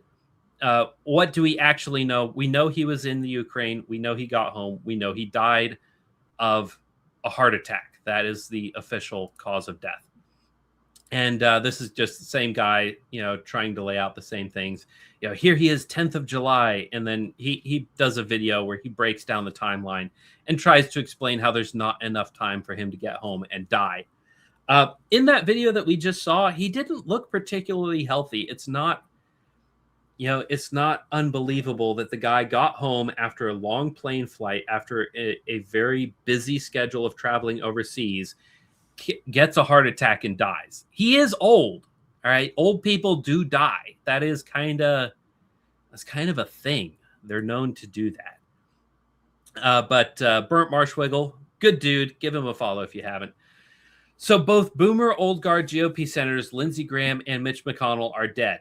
Can we finally get some America First Gen Xers in political power? By the way, Zelensky's going to blame Russia for killing Graham. Just watch. And that is in the cards. I mean, we may see Zelensky saying some bizarre thing about how he was fed poison by a Russian spy. That could happen, but it also might not. The conspiracy, and one of the things I wanted to cover in this conspiracy is anytime there is a conspiracy, there has to be a benefactor. There has to be somebody who benefits. The question I want to raise is, if Graham was killed by the Russians, why would our government not say one of our major senators was killed by the Russians? Yeah. I mean, we would love to have an excuse to expand the war against Russia, to open up another front, to do something. to go, although we're no longer in Afghanistan, but maybe to go out of northern Iraq into, Georgia and push the Russians on a second front. I don't think our politicians would hesitate at the opportunity to make Russia's life a little harder. The other thing is, Lindsey Graham, before he died, was talking about laxing some of the sanctions on Russia. And it would be a very strange time for the Russians to go and kill Lindsey Graham when he's kind of, the war is winding down and he's cognizant of that and seemingly making concessions to the Russian state. That would seem to be bad timing. Now, cui bono, who benefits? Did Zelensky maybe kill Graham because, he's laxing on, maybe he's not as stout in the war effort as he used to be? I don't think so either. Lindsey Graham was one of his closest allies in the United States government. He was one of the men beating the war drums the fiercest. So when it comes to who benefits from allegedly murdering Lindsey Graham, I just don't see it. I don't see who would benefit from either one, killing him, or two, covering it up. It just doesn't pass the smell test. Now, as we already established earlier when we were talking about Mitch McConnell actually being dead, the same questions apply. Who benefits? Cui bono? Who benefits? Well, if Mitch McConnell is dead and they're trying to keep it hushed up till August 3rd, which is, a month and a half after his death date, if he did indeed die when he was allegedly taken to hospital, if that did happen, the answer of who benefits is us much in every way, very much in every way, right? The Republicans benefit because they get to hold on to a seat and deprive a Democrat or an independent or Thomas Massey from running for that seat. And that would be the thing that would absolutely devastate them. Because remember, Massey is a congressman from Tennessee. Mitch McConnell is the senior, or was the senior, senator from Tennessee. If he was able to insinuate himself into that position, that would be devastating for the GOP. So, cui bono? The Republicans. They would absolutely benefit from keeping Mitch McConnell's death a secret. Lindsey Graham, not so much. So, as far as the Lindsey Graham conspiracy theories, I don't really believe it. The dude was old. He died of a heart attack. I'm absolutely willing to accept it.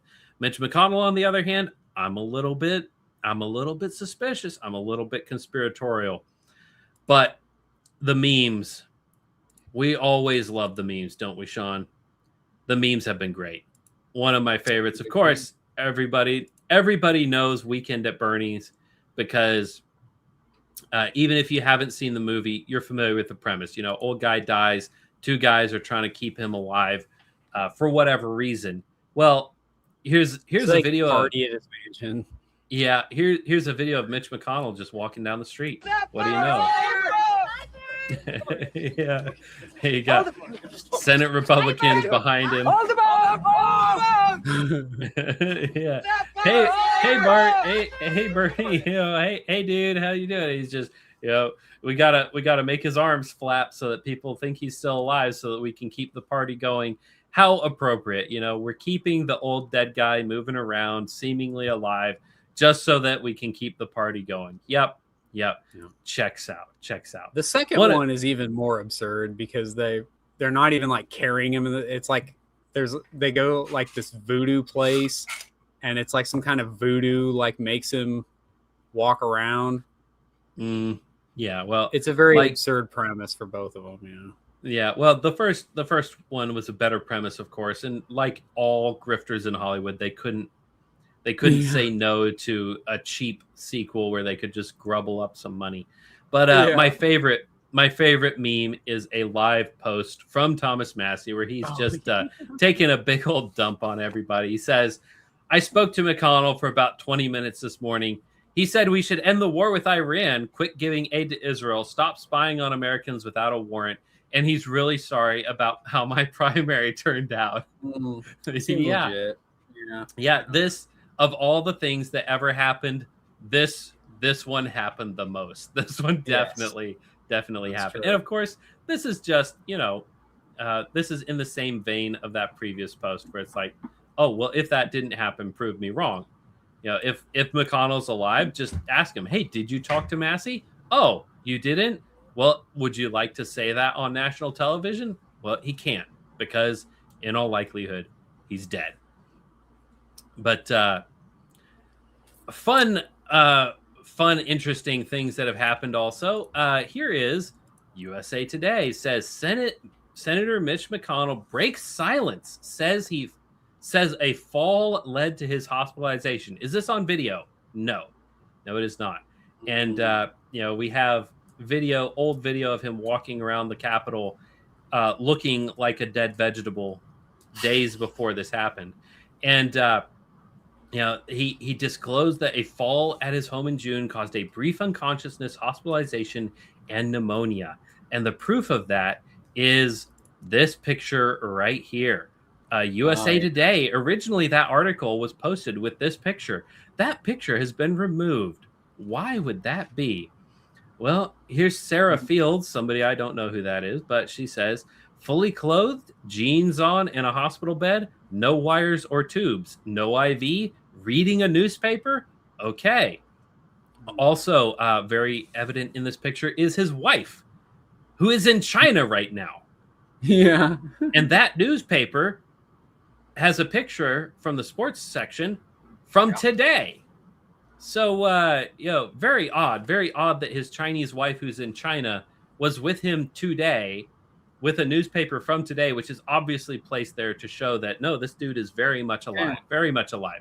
Well, why would the USA Today suddenly pull this picture from their article? Well, Grok analyzed this image for AI, and Grok says, yeah, that's AI.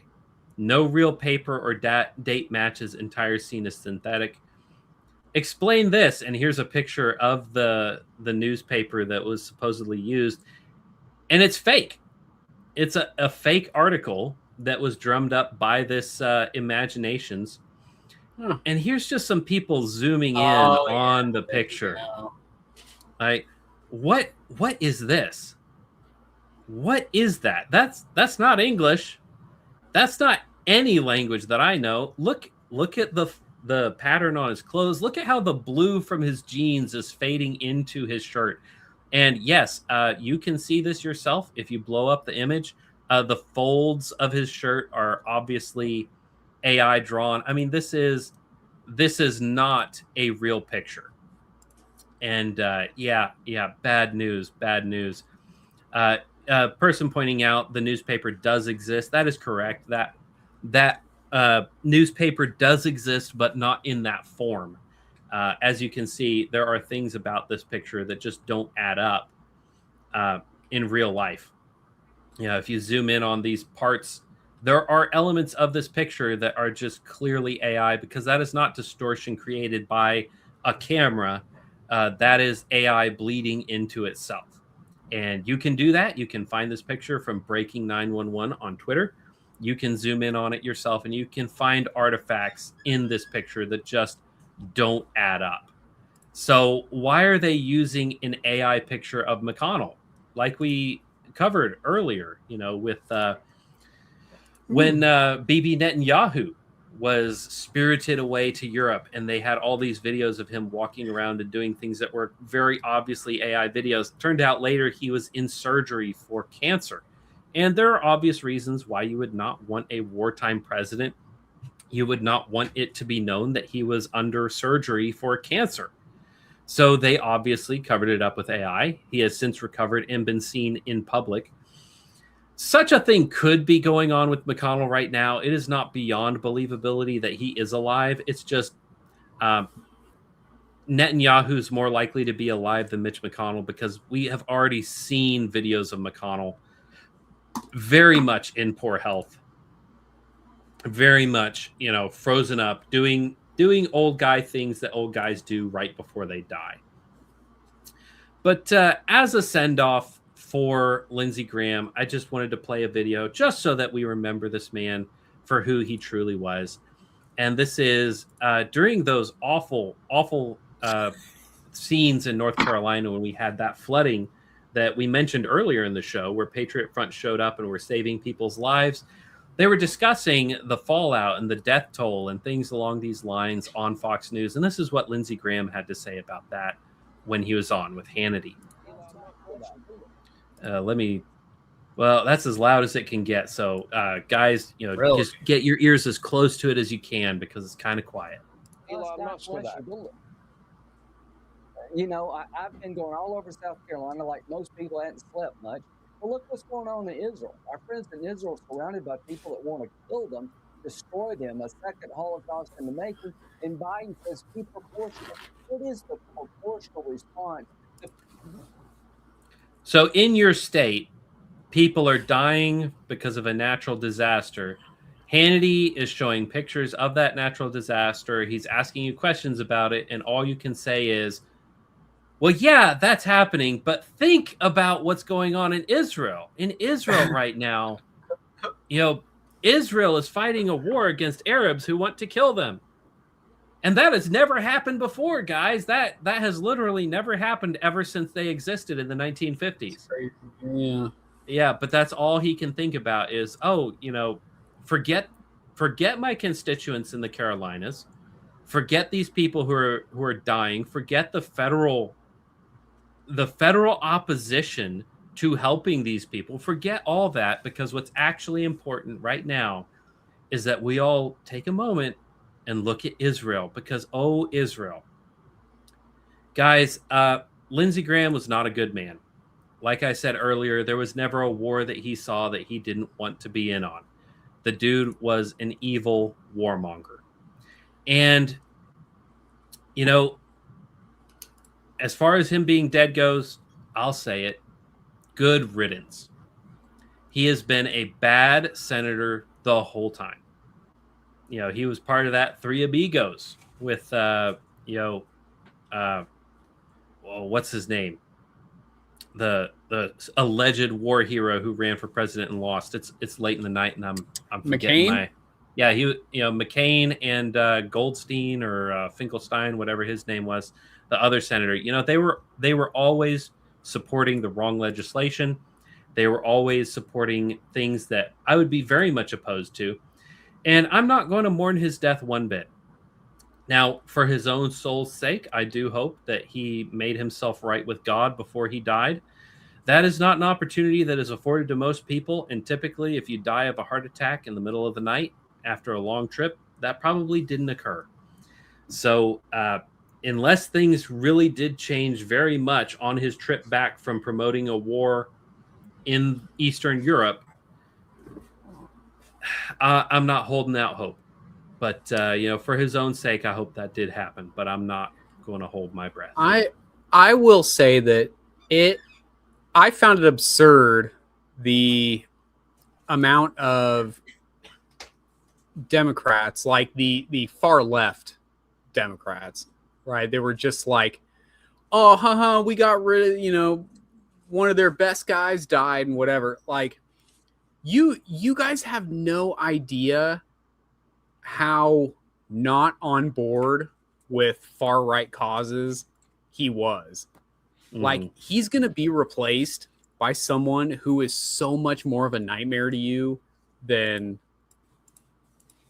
he was. Like this is not at least politically, like you said, like he's a human being. Like, I hope that he got right with God before he died, but politically, this isn't some huge loss for Republicans. It's not a big loss for Republicans. And another thing that they need to keep in mind is this is also not a win for Democrats. Right. If you look at his voting record, if you look at the kind of things he supported, Lindsey Graham was not a model Republican. He was a moderate Republican, which is just a very nice way of saying he votes with the Democrats a lot. And so a lot of the people who are dancing on his grave are either going to be guys in our circles, the extreme right-wing Christo-fascist types, or they're going to be people on the left wing, the Islamo-communist Jewish faction, who just hate him because he was a Republican. And the people who are going to be mourning his loss are going to be normie Republicans and some Democrats. But the people who lose the most because of this loss is the Democrats. I mean, they're going to suffer the most for this because it is almost impossible that anybody's going to replace him that could be as bad as him. It's also a huge loss for Israel. Yes, a huge loss for Israel. One name that is being bandied about for his replacement is Kristi Noem. Of all the people who could replace him, she would be the best option to further his nightmare dream for the Republicans. But even Kristi Noem might not be as bad as he was. Even as bad as she is, she would still be a step up or a step in the right direction. But I don't support females in office, so I'm definitely not going to be supporting a woman I disagree with, much less somebody I would actually like. So, yeah, two senators who have been wiped out, probably both dead. Definitely one of them is dead, and I'm not going to cry about it. I am going to go to bed tonight, and I'm going to sleep like a baby because this does not affect me at all. This affects me less than Norway losing to England in the FIFA World Cup. And that didn't affect me much. I was just a little bummed. So, with that being said, let's get back into comments. We've got Yellow Moss says, I was just in a karate tournament with Mitch McConnell. He said we needed to vote to approve the sweeping of the leg. No, sweeping of the leg is illegal. That is an illegal move. Yeah, I have never been in karate, but I always thought that was a weird scene in that movie where it's like, you can't sweep the leg. It's like, why not? Yeah. He is like, I mean, if he's just going to leave it there, I'm going to kick it. Well, what it was there was in the round before that final round, the guy went up and did an illegal kick to the knee. And so basically just like destroyed his knee. Mr. Miyagi did his thing and like kind of made it good enough to go out there. Yeah. But he was basically saying, attack his weakness. Like, we caused this weakness. He now has it. You can attack it. And that's why Johnny is just kind of like, Sensei? Because he's basically like, I don't want to be that guy. Yeah. He's like, do we have a problem, Mr. Lawrence? Yeah. Great movie. Yeah. The follow-up movies don't hold up nearly as well, but Karate Kid, cool movie. Cobra Kai on Netflix is amazing, though. I've heard good things, but I refuse to pay for a Netflix subscription. Yeah. After Cuties, that one really went off the table for me. There were some things on Netflix I was like, I almost would do it, but after that, I was just like, nope, never going to do it. I will sail the 7 seas. Check for Tunnel says, I was on the scene at a motorcycle wreck where the medics move slow as pond water. Yep, they'll do that. In a motorcycle wreck. Are you saying that the guy died?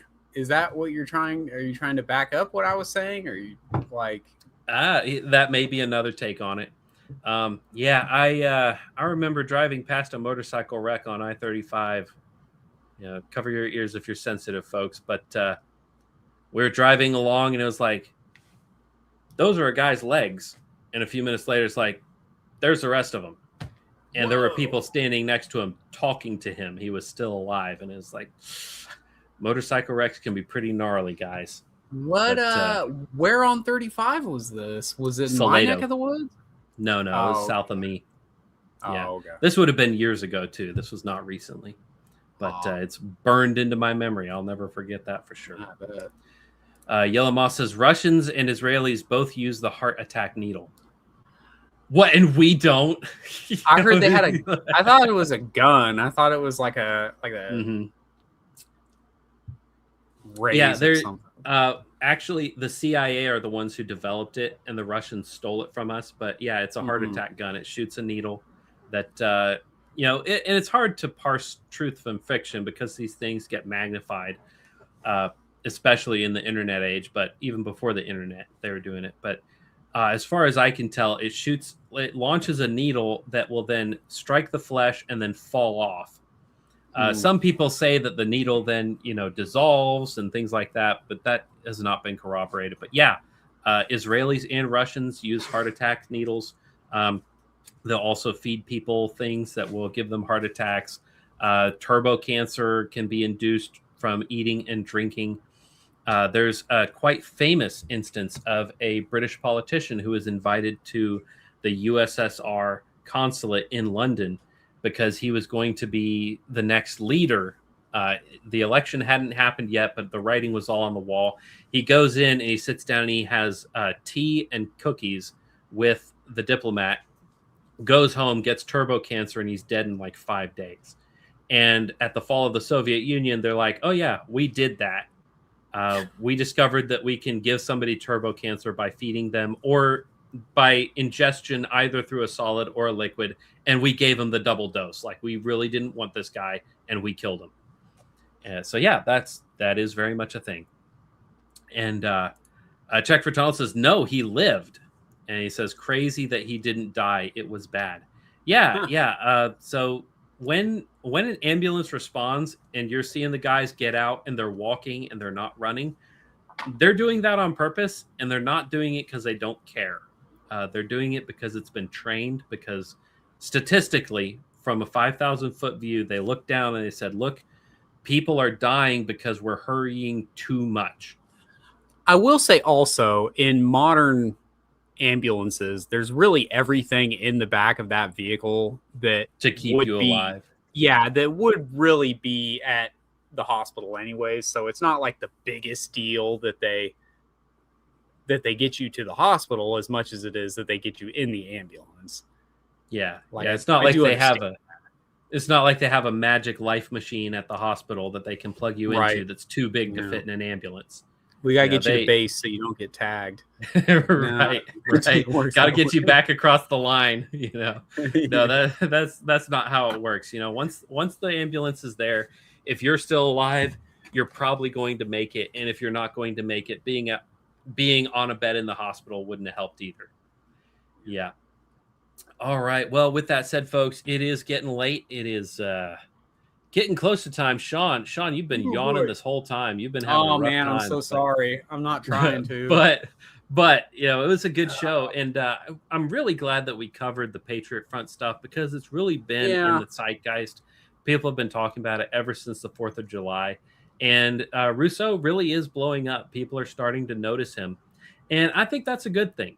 I think there are going to be good things that come of this, and I really hope that he gets a little more foundation in his history, but also his religion.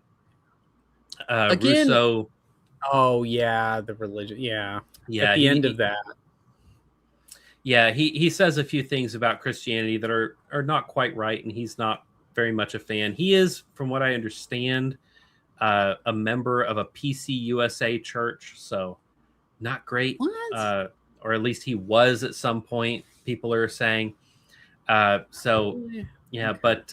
you might understand why a guy in his position also might not be a member of any church, because he would not be the first guy to get run out of a church because of his political views. He, at the end of that, for those who haven't watched the full interview, he says that many of the members are like Norse pagan. Like, that's a big thing within Patriot Front, which makes sense, because there is a large subsect of Norse pagans that are like white nationalist type pagans. Like, they're like, that's their thing. That's their identity. Well, and I think the Norse paganism is kind of a LARP because of their white nationalist proclivities. Yeah. It's not really like they became pagan, looked around, they're like, oh, well, I'll just join Patriot Front. It's really outborn from that. And it is a LARP. It is very stupid. To all of the LARPing Norse pagans, let me just say, your gods are dead. They can't help you. So come home. Come home to Christ. Do what your ancestors did and convert. Yeah. Yeah. So the thing that he says at the whereas he was saying, you know, you have to be part of a Western religion, which he seems to define as either Christianity or Norse paganism. Like, that's really it. But he says something to the effect of like, well, our Christians are very pagan and our pagans are very Christian, so they all get along. And I'm like, I don't care for that. Like, I mean, you have to understand, like, we're talking about, at that point, we're talking about uniting some people who, in some ways, we are very much enemies with. Like, Norse pagans and Christians, like, we're not just, like, holding hands and singing "We Are the World" together, right? Like, I understand being co-belligerents, but understand that I understand for the sake of Patriot Front why they do it that way, but don't say your Christians are very pagan. Like that, not a fan of that. Yeah. Which is why I bring up as ideally an ally, like, watch the way that you frame the anti-South rhetoric. Like, just consider that you're also in that regard, you're bringing some very passionate South defenders into an organization with some people who maybe they're not passionate about defending the Northern cause, but like they're flippant about it, and that's going to cause that same, like, so just keep that in mind. Don't be flippant about oh, we really needed Lincoln's leadership and all. Come on, dude. Like, consider what you're saying. It would be like if I came out and I'm telling all your pagan guys, like, boy, I'm really glad that Boniface came and chopped down your gay tree, right? Like, I can't come out and just say, if my goal is in fact to unite all these warring factions together into this movement. So I encourage Rhousseau to get a someone with a more intellectual bent. Obviously not me, because I am not that guy, but get someone who can speak into your ear, help you write some speeches, give a little more meat to the bones. Obviously, you're a great front man. It's funny to talk about, like, oh, I don't want to just go back to Hitler, which is great. I mean, it's very smart, but like, Hitler wasn't even the brains behind much of what he had to say. He was a passionate speaker. He was obviously a handsome man, so he looked good on the camera. And an excellent leader. Mm-hmm. And he was a great front man. But, you could use somebody like what would the equivalent be? Goebbels? Who would be? Yeah, Goebbels, or I'm not super well versed in World War II history, so I couldn't say for sure. But I know that he was like his chief propagandist. That would have been Goebbels. Sure. Yeah. So whatever the equivalent would be for you. Yeah. But with that said, folks, it is getting late, and it is time for us to go to bed. But if you are a father sponsor of the show on buymeacoffee.com, there will be an after show for you starting right after this. And if you would like to support the show, links for that are in the description. You can go to www.buymeacoffee.com/ for future generations. Any support that you give would be much appreciated. But for the rest of you, we hope that you have a wonderful night and get some rest. Go to bed, because tomorrow is a day that God has prepared good works for you to do. And with that said, folks, we hope that you have a wonderful week, and farewell.